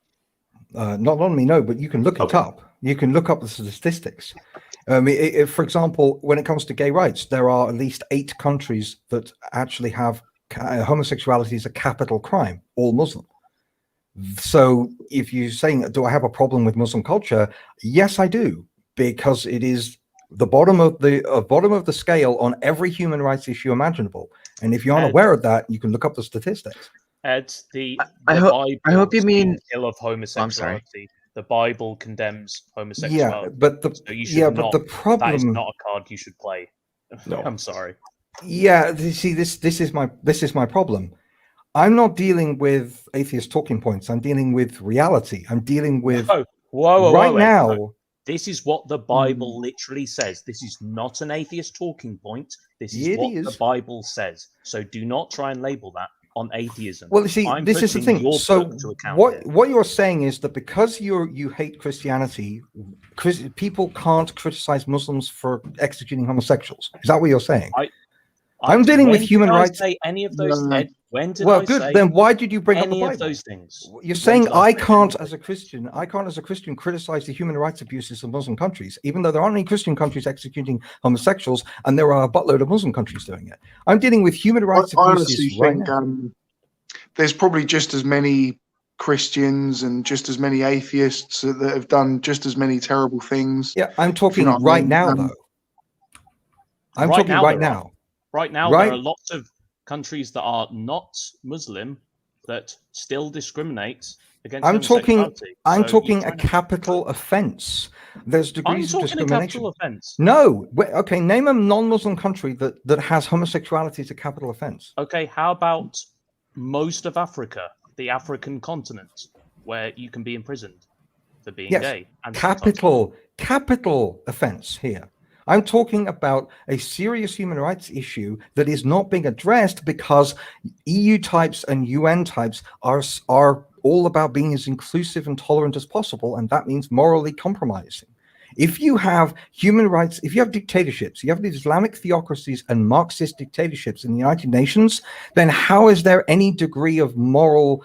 How is there any objective morality there? The thing and is, it's the same Ed, thing with the EU. The thing that makes me somewhat uncomfortable, and I can probably speak for a few of us here, is that you are essentially tying that to Islam, which is complete nonsense. Saudi Arabia has all sorts of issues. Don't get me started on Saudi Arabia. It's got so many issues as a country, and it is an Islamic country. That's yes, fine. But that's why it has issues. No. How do you know? That is part of the reason why it has these issues. No, it is the primary reason. Because the constitution of the Saudi Arabia is the Quran. And good luck trying to create a humanitarian society on that. Yeah, but so Saudi Arabia, so I agree with you, Edward, that Saudi Arabia is an extremely intolerant society. I agree that Sharia law is the problem in Saudi Arabia. Yes. I do not agree that Islam is the problem. Well, the problem is Islam is Sharia law. The purpose not all of it. Yes, it is not. Look at Dearborn, Michigan. It's the largest population of Islamic people. Yes, and there in are the U.S. Yeah, and they're not allowed. None of them follow it. They're not allowed to.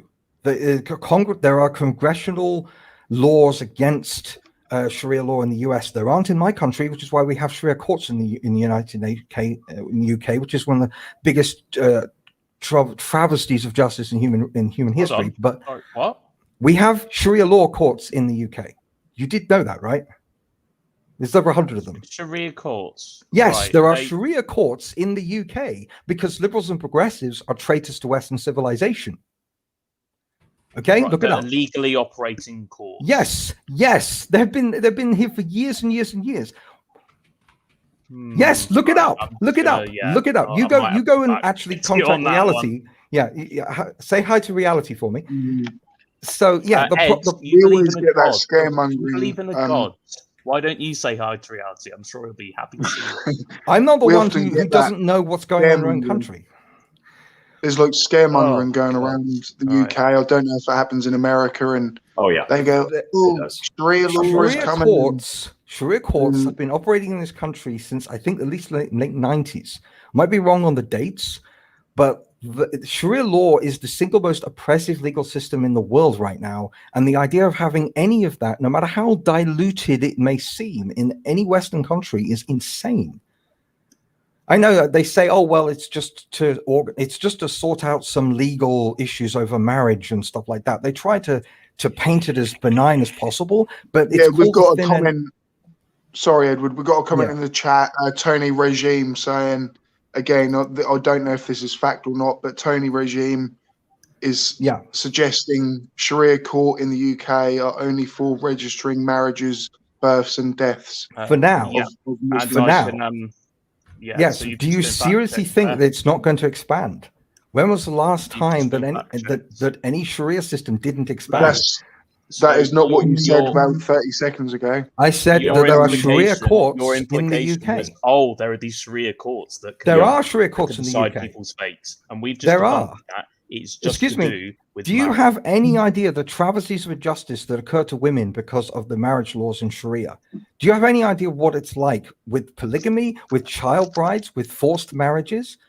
Look at female genital mutilation. We have female genital mutilation occurring in this country, and there's nothing done about it. There's been a single conviction against a single practitioner of FGM in the UK because there is this moral compromise that comes from cultural relativism. So let me make one thing clear, Ed. Yes. So in the components of Sharia law and some components of the religion of Islam are wrong, and I disagree with them. All of it. Name a part that's not wrong. Hold on, Ed. I'm not finished. So I'm with you on that. I disagree. The homophobia. The execution of homosexuals. The execution of homosexuals. Completely wrong. The lack of women's rights. That is completely wrong. I agree with you on that, and that should be accounted for. Yeah. Absolutely. Saudi Arabia needs to be accounted for because that country is, I mean, a mess. Yes, but it's not just Saudi Arabia. It's not just Saudi Arabia. Libya is practicing slavery again. Pakistan is an absolute basket case full of the most appalling fundamentalists you can imagine.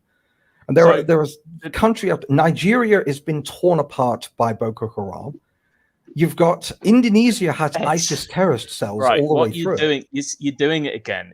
What you're doing is you're informing you about what's going on in the world. You're associating these extremist Islamic behaviors. They're not extremist all groups. Of Islam. They're not extremist groups. Why is there not? Excuse me. They're not extremist groups. That's the spin. Does the average Muslim person behave in that manner then? Okay, let me explain how religion Answer the question, works. Ed. No, I will. Let me explain how religion works. You don't determine. That's I'm giving you the answer. I'm about to give you the answer because I'm about to you're conducting things on a fallacy. I'm about to correct the fallacy. Religions. Yes, I am answering it. I'm answering it. Religions. Okay. Religious core tenets are not determined by a democratic vote of the population. If you have 80% of Christians believing it's perfectly acceptable to go around kicking poor people in the face, that doesn't mean that Christianity teaches that that's acceptable. Just because you have a majority or minority that believe a certain thing about a certain religion doesn't reflect on its scripture, doesn't reflect on its doctrines, doesn't reflect on its laws, doesn't reflect on its legal precedent, doesn't reflect on its history at all.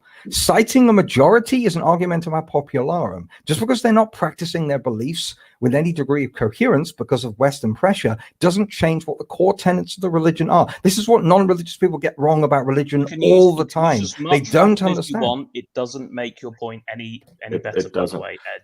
Ed, answer that question, how does this change the nature of Islam? Sorry, Ed. Sorry, mate. Just to make sure everyone's getting a chance to speak.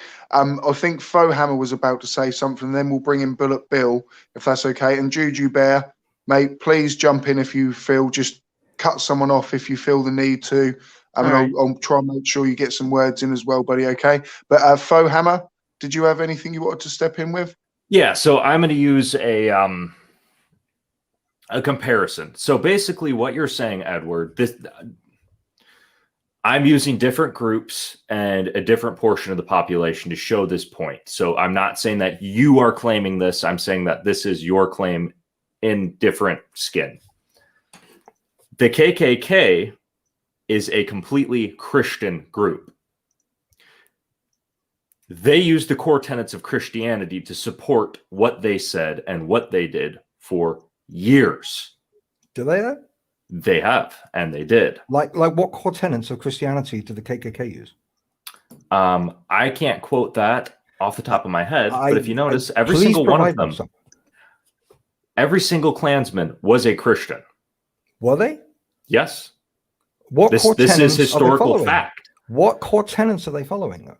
Regardless of what core tenets it is. No. Give me examples. I can give you examples of why ISIS are fundamentally Islamic. I can quote chapter and verse in the Quran and the Hadiths. You cannot provide me with core tenets to support the KKK because I can easily point out that the Pauline epistles specifically say that in Christ there is no Jew, no Gentile, no male, no female. There is no race in Christianity. That is a core tenet. That's the Pauline epistles. The oldest Christian writings specifically say race does not exist within Christianity.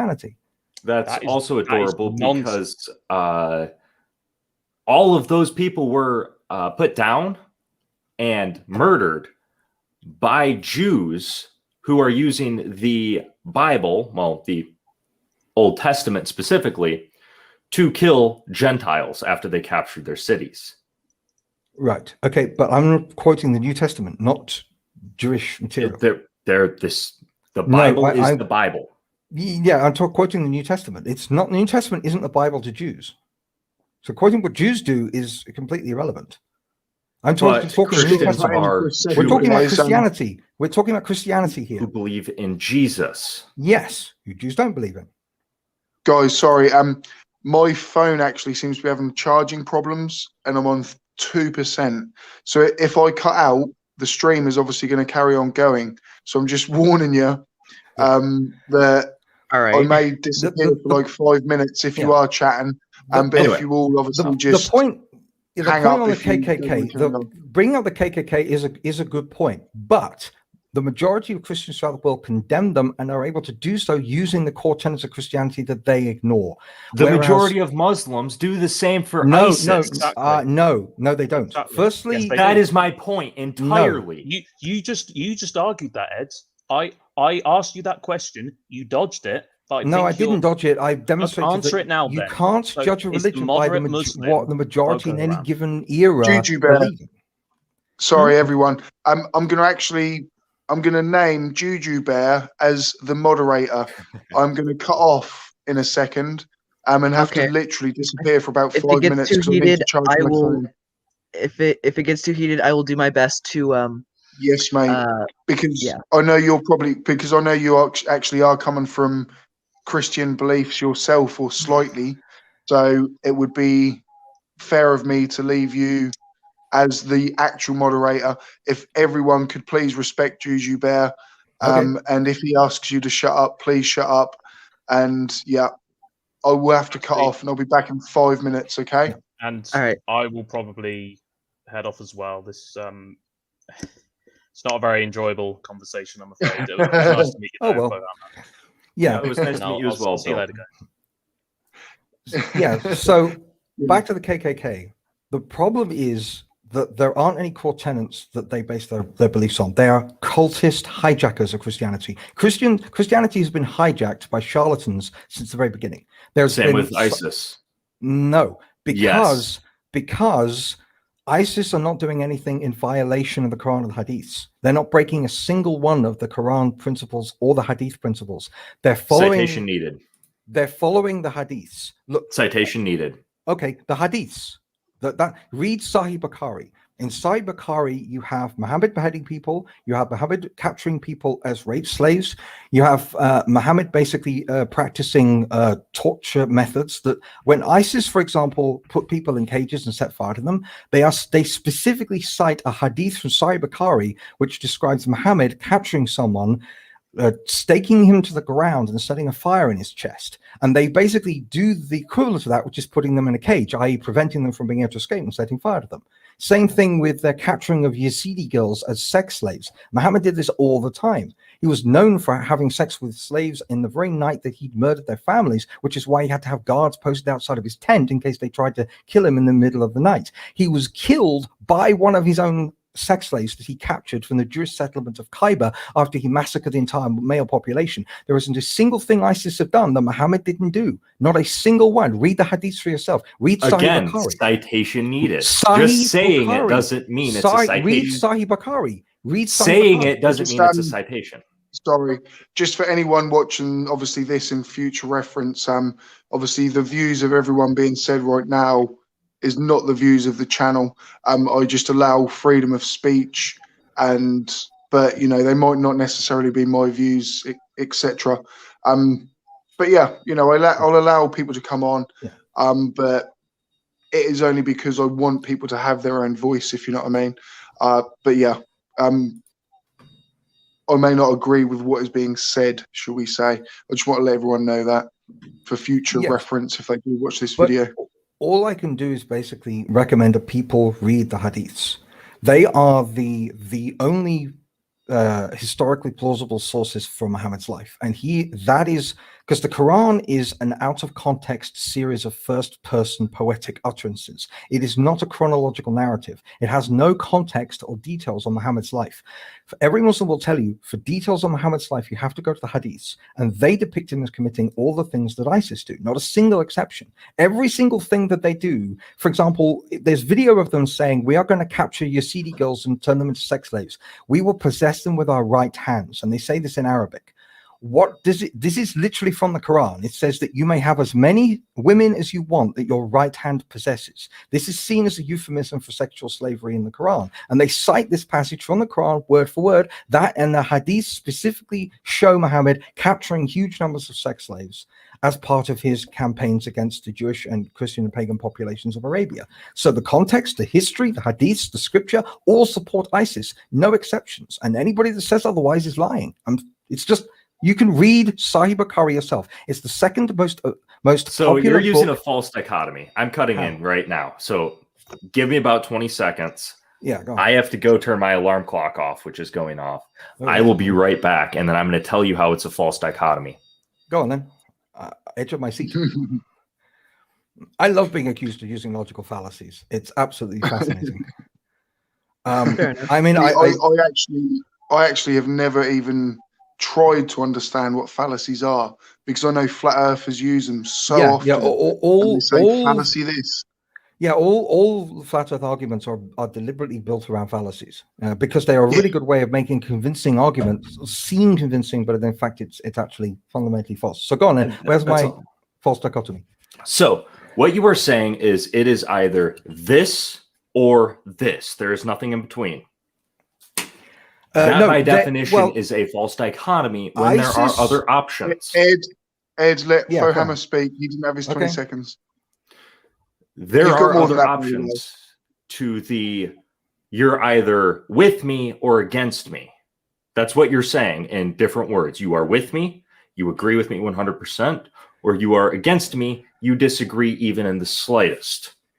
Well, what are the other options then? Because either Muhammad commits every single one of the atrocities of ISIS or he doesn't. It is black and white. He either beheads people or he doesn't. He either rapes people or he doesn't. He either tortures people or he doesn't. He either has people like the Charlie Hebdo massacre, for example. Why did the Charlie Hebdo massacre occur?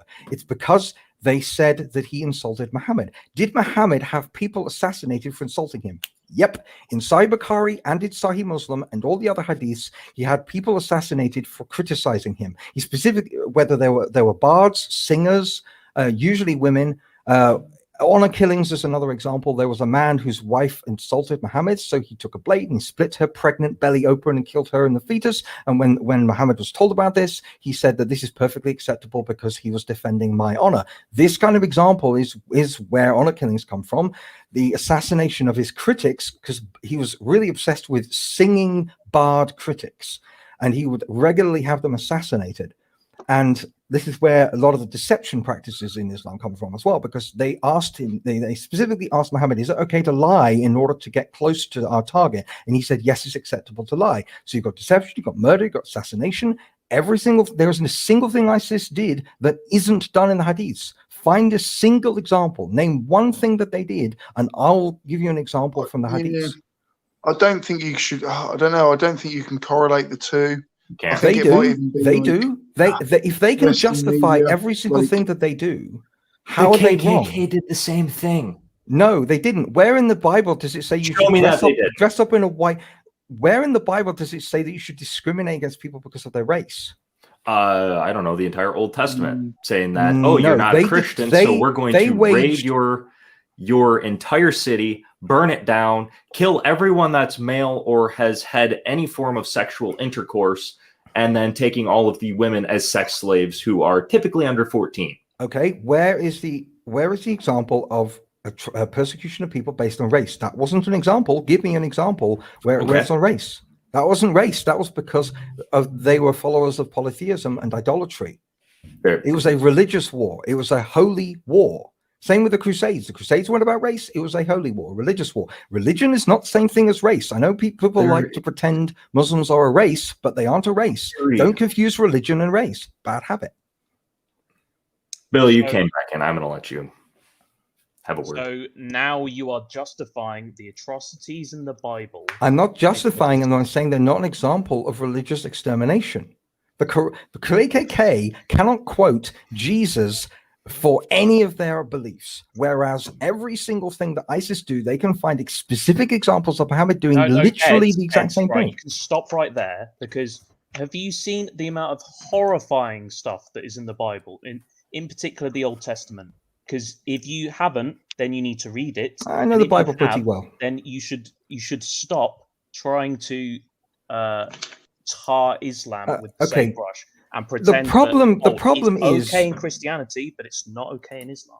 The problem is that if your interpretation of Scripture is correct, why aren't there Christians going around doing ISIS-level atrocities? Excuse me. Why? Interpretation. There is no interpretation. Yes, there is. Killing your firstborn son. There is no interpretation. King David did it anyway. Genocide. You're not going to wiggle your way out of this argument. Your problem is that we just, because you know the problem you is can use exactly the same argument for the Quran. No, so why? Are you so I just stupid? gave you an example of an interpretation. Fohammer said it was on race. It wasn't. It was on religion. That's an example of interpreting. Use that exact same justification. You could use how ISIS don't twist interpretations. They just literally do the same things Muhammad did. They believe. Well, you could do the same with the Bible. Hold on. Jews try not to talk over each other, guys. Please try not to talk over each other. I'm saying that the problem. I don't want the channel. No, Edward, please stop. Sorry. I don't want the channel. I don't want the channel becoming like shouty. I want it to be respectful and people taking the time to listen, because when you're trying to overtalk people from either side, you're obviously then not listening to what that person's saying, if you know what I mean. So just, it can be 10 seconds, it can be a minute, but allow people that time to speak, and it will actually form a better conversation and would actually get more out of it. I will add, Seek, let's also not talk endlessly, so there is no opportunity for someone to jump in, because that is something I've seen as well. Well, I'm happy to hear other people talk. And Juju, I believe, did start to say something. All right, I wasn't aware of that. Oh yeah, I was actually trying to kind of cut in because I heard them over talking over each other. And I was trying to stop that. That's what I was trying to do. Right. Oh, mate, well done. That's moderating material.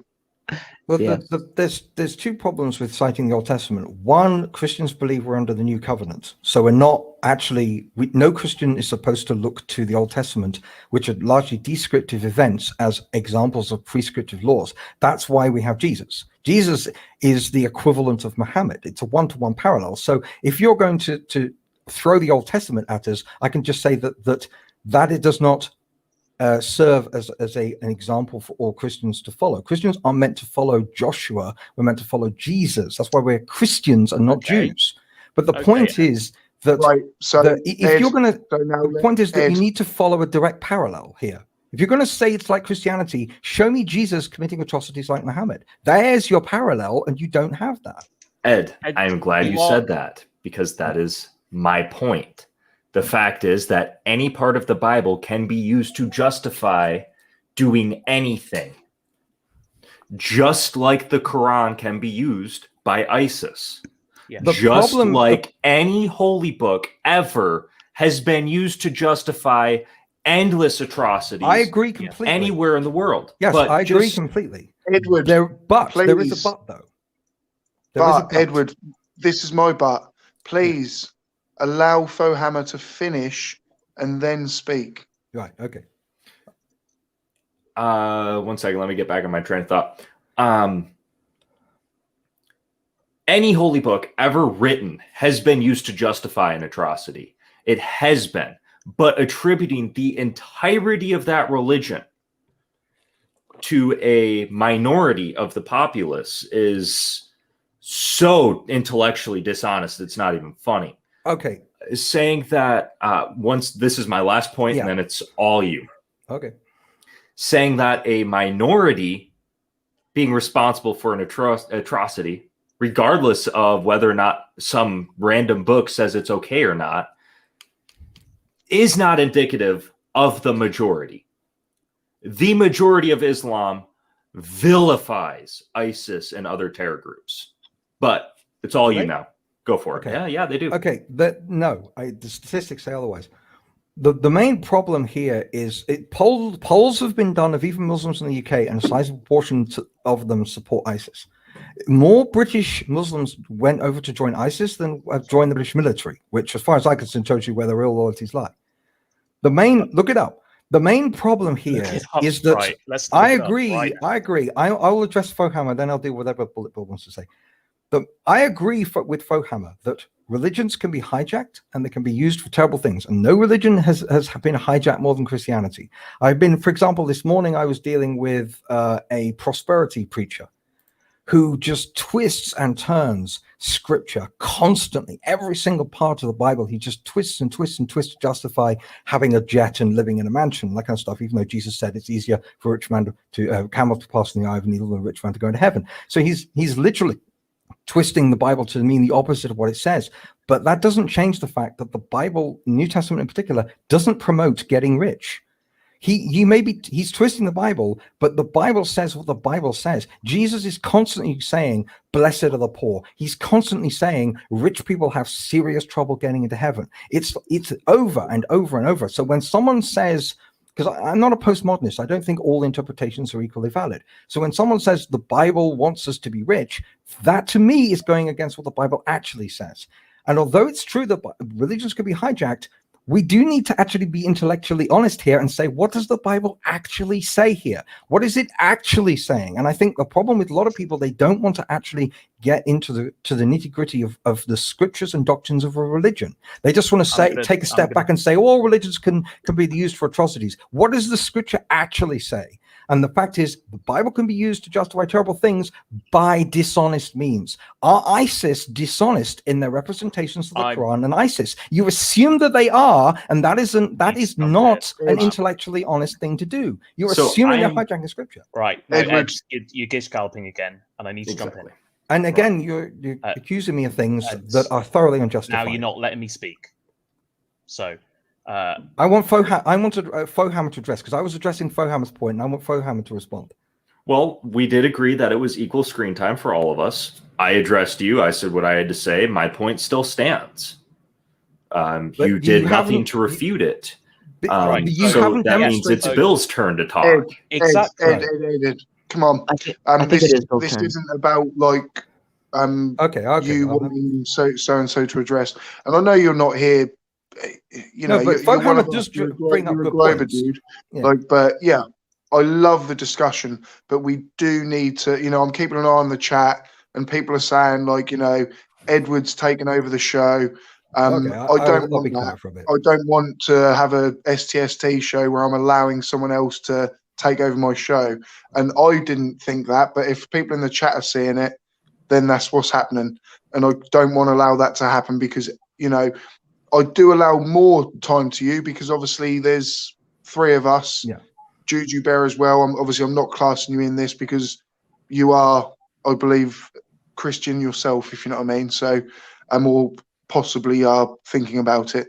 So it's still kind of 3-on-1. I know I'm more moderating at the minute, but please do allow, Bullet Bill was then going to speak. So let him speak. Before you do that, I do have one thing to say, Bill.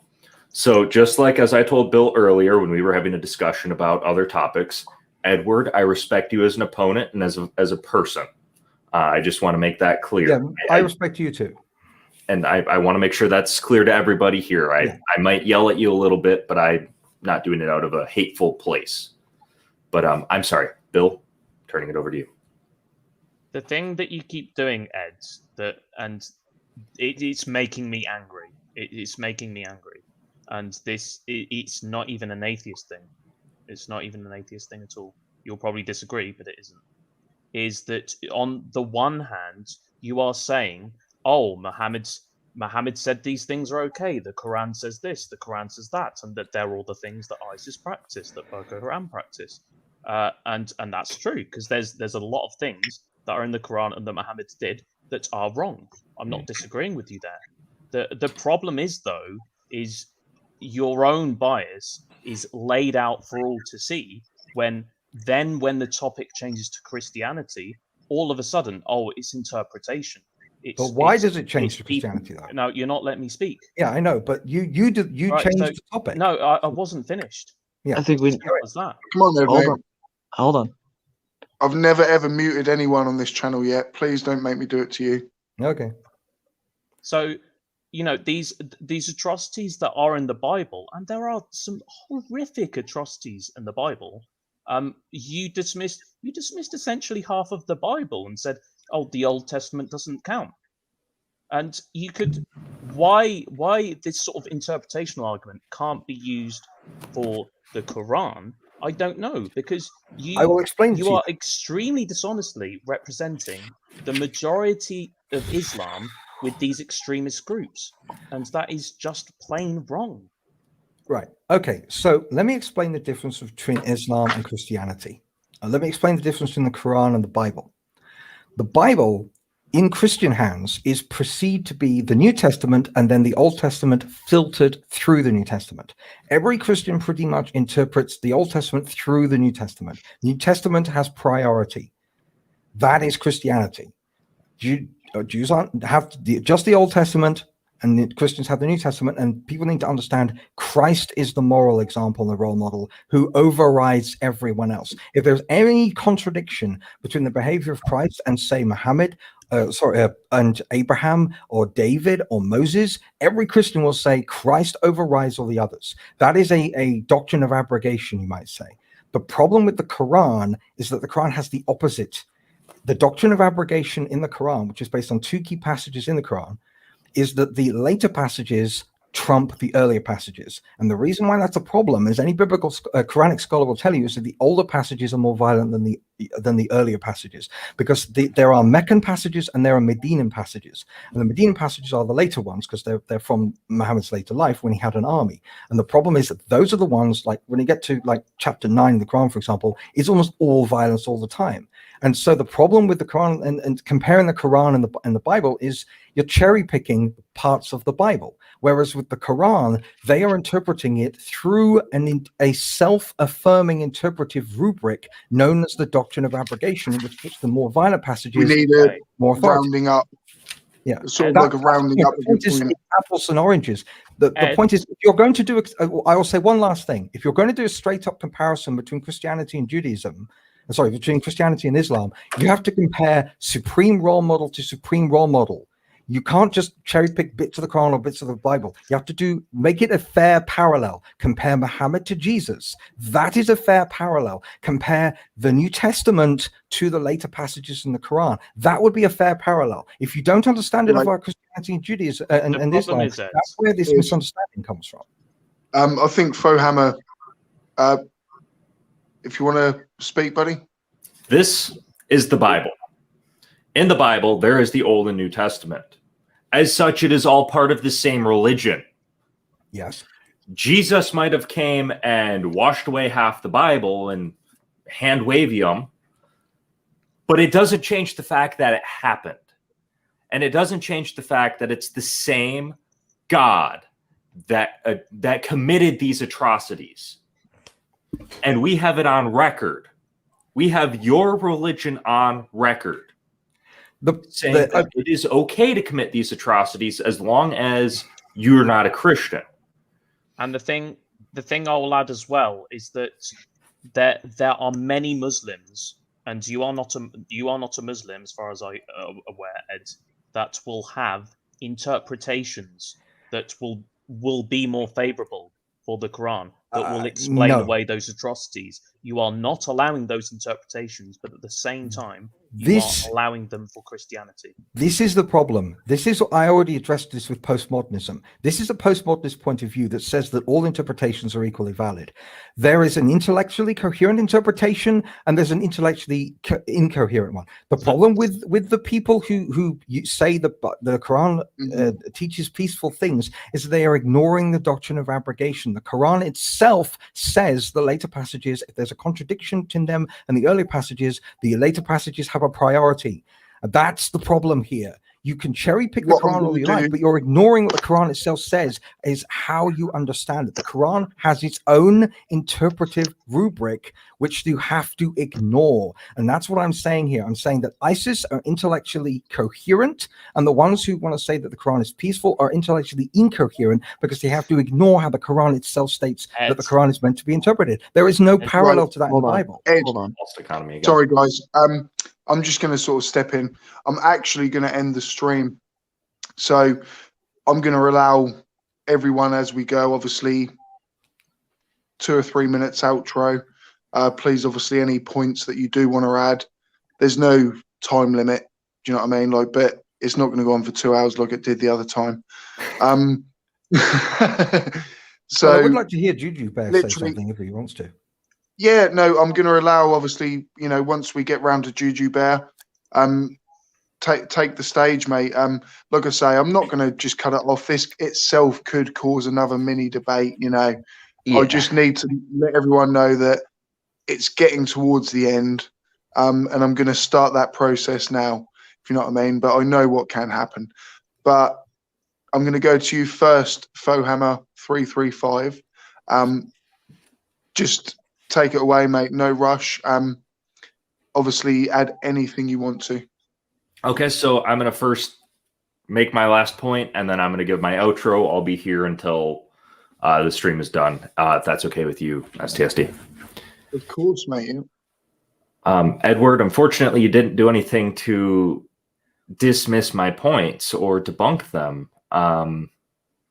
It was literally hand-wavium. AT2 and myself and BM Furball got into a discussion very similar to this on who's the better God Emperor, Dune 2 or Warhammer 40,000. And it came down to hand-wavium. And comparing religious books is just like comparing different holy texts. The Bible is the Bible, and it needs to be taken in its entirety, atrocities and all, and you need to be willing to accept that there are atrocities that have been committed in the Christian religion in your God's name by your own book. But done with that, done with the debate. Bill, I enjoyed our debate as well. I wouldn't really call that a debate. It was a discussion. Yeah. And I really enjoyed it. Like, say, obviously, sorry to cut in there quickly, but like a few people are saying in the chat, like, obviously this kind of chat with Ed does just go round in circles and circles, if you know what I mean. But Ed, I understand and I know that you are a professional within your own self, and we need to kind of get over this. Do you know what I mean? Like, because I know you have got things to offer within the conspiracy mindset, and like, I don't know, we just kind of get our backs up a little bit, but you often bring it up. Even when I let you on tonight, I say let you on, but I thought I'm not going to mention the Christianity thing or the debate, but it became that again. Yeah, well, and I'm not against it. We all have our own beliefs, but we can't keep having this same discussion over and over again. Do you know what I mean? Yeah, well, it's not what I wanted to talk. I didn't come here to talk about it. Sorry, Ed, sorry. I cut Fohammer off. Did you have anything else to say, mate? Yep. So like I said, debate over on my end. I'm done with it for now. Ed, I'm more than willing to talk to you about it later. Bill, again, same with you. Juju Bear, it was nice meeting you. This is my first time interacting with everybody here except for Seek Truth. And it is always a pleasure, man. I always enjoy being a part of anything that you're a part of. And Bill, Juju, I hope that we have more conversations in the future as well. Ed, same with you. Here. You guys are all great people. I enjoy talking to you. Thank you for making my night a little bit better.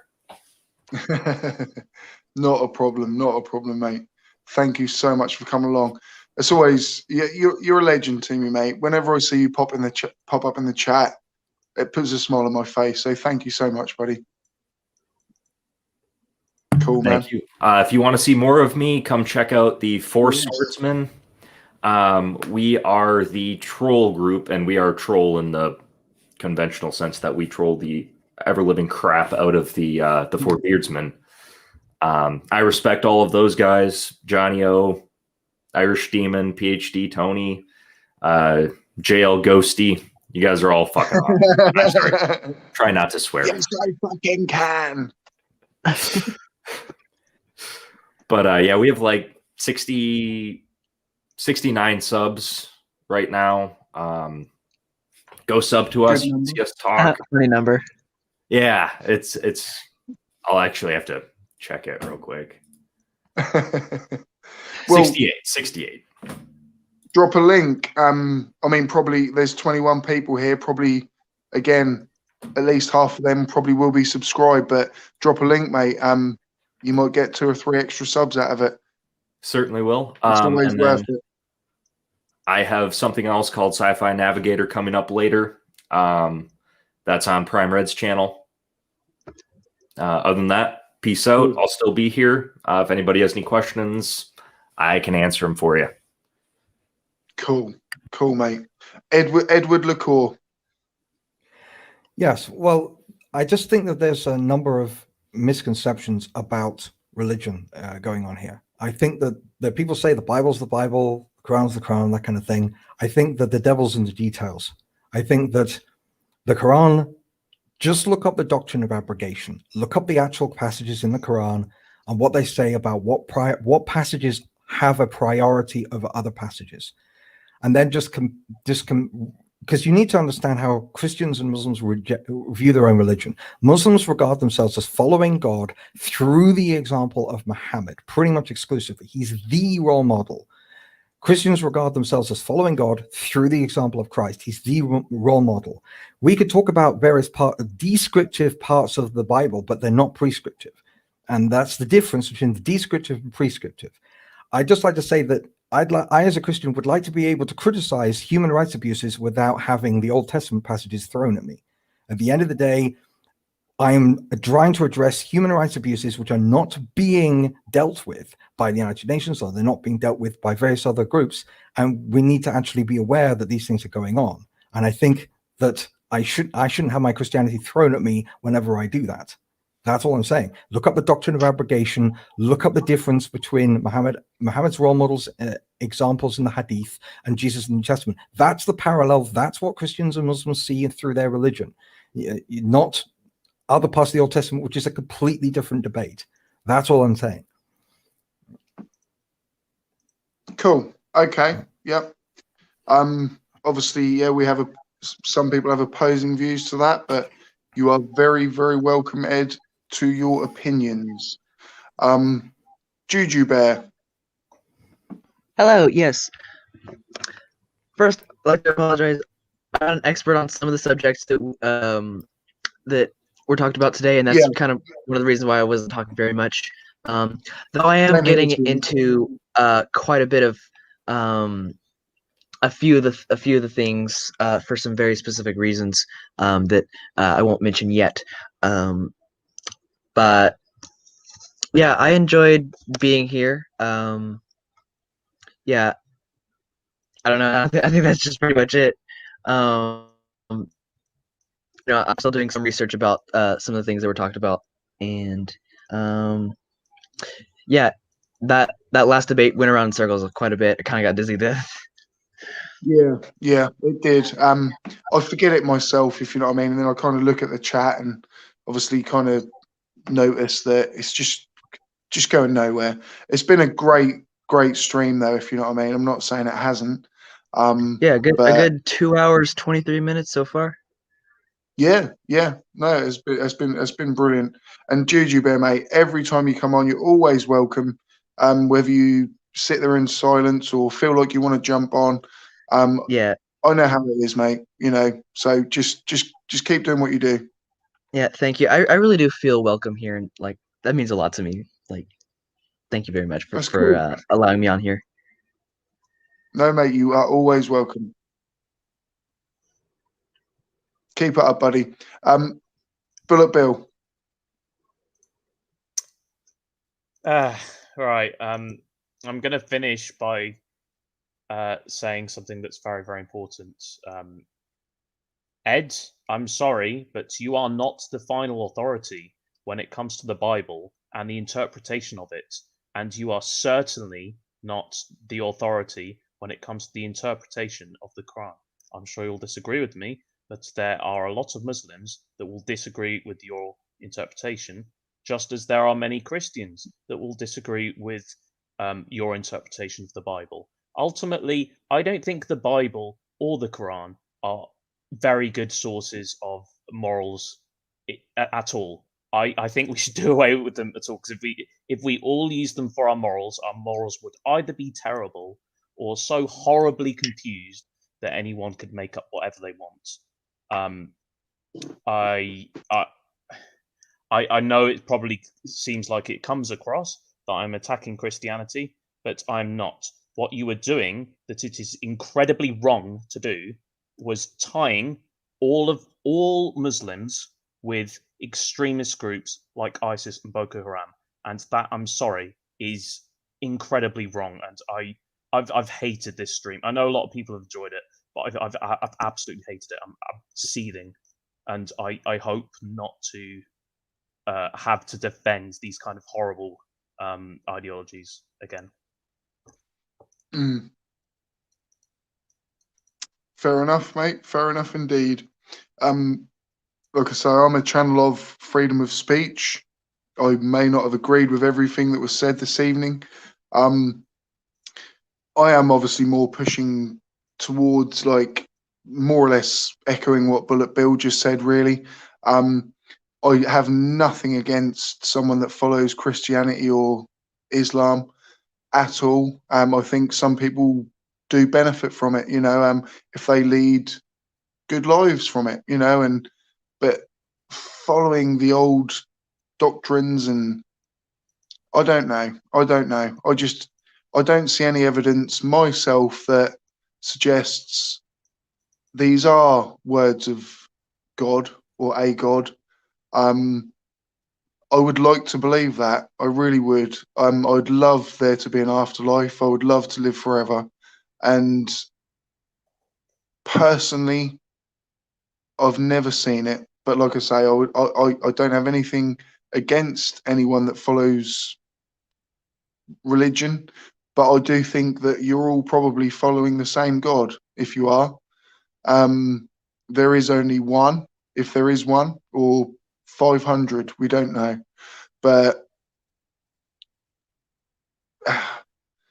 there's not a lot of difference between a lot of religions, whether it's Islam, Christianity, and they can all be looked upon as bad and good. And, everyone's human. No matter what religion you have, there's bad and good people everywhere. That's probably what I'd say from that. But no, thank you everyone so much for coming along. The chat, Ed, mate, thank you so much. Chris, Delmac, Bert, Back Attack, I love that. Tony Regime, Delmac, Deadly Dave. Shame you didn't pop on, mate, but of course, you're always welcome. The Mighty One, hello. And to everyone. Right, thank you ever so much for everyone coming along. Stay safe and keep it global.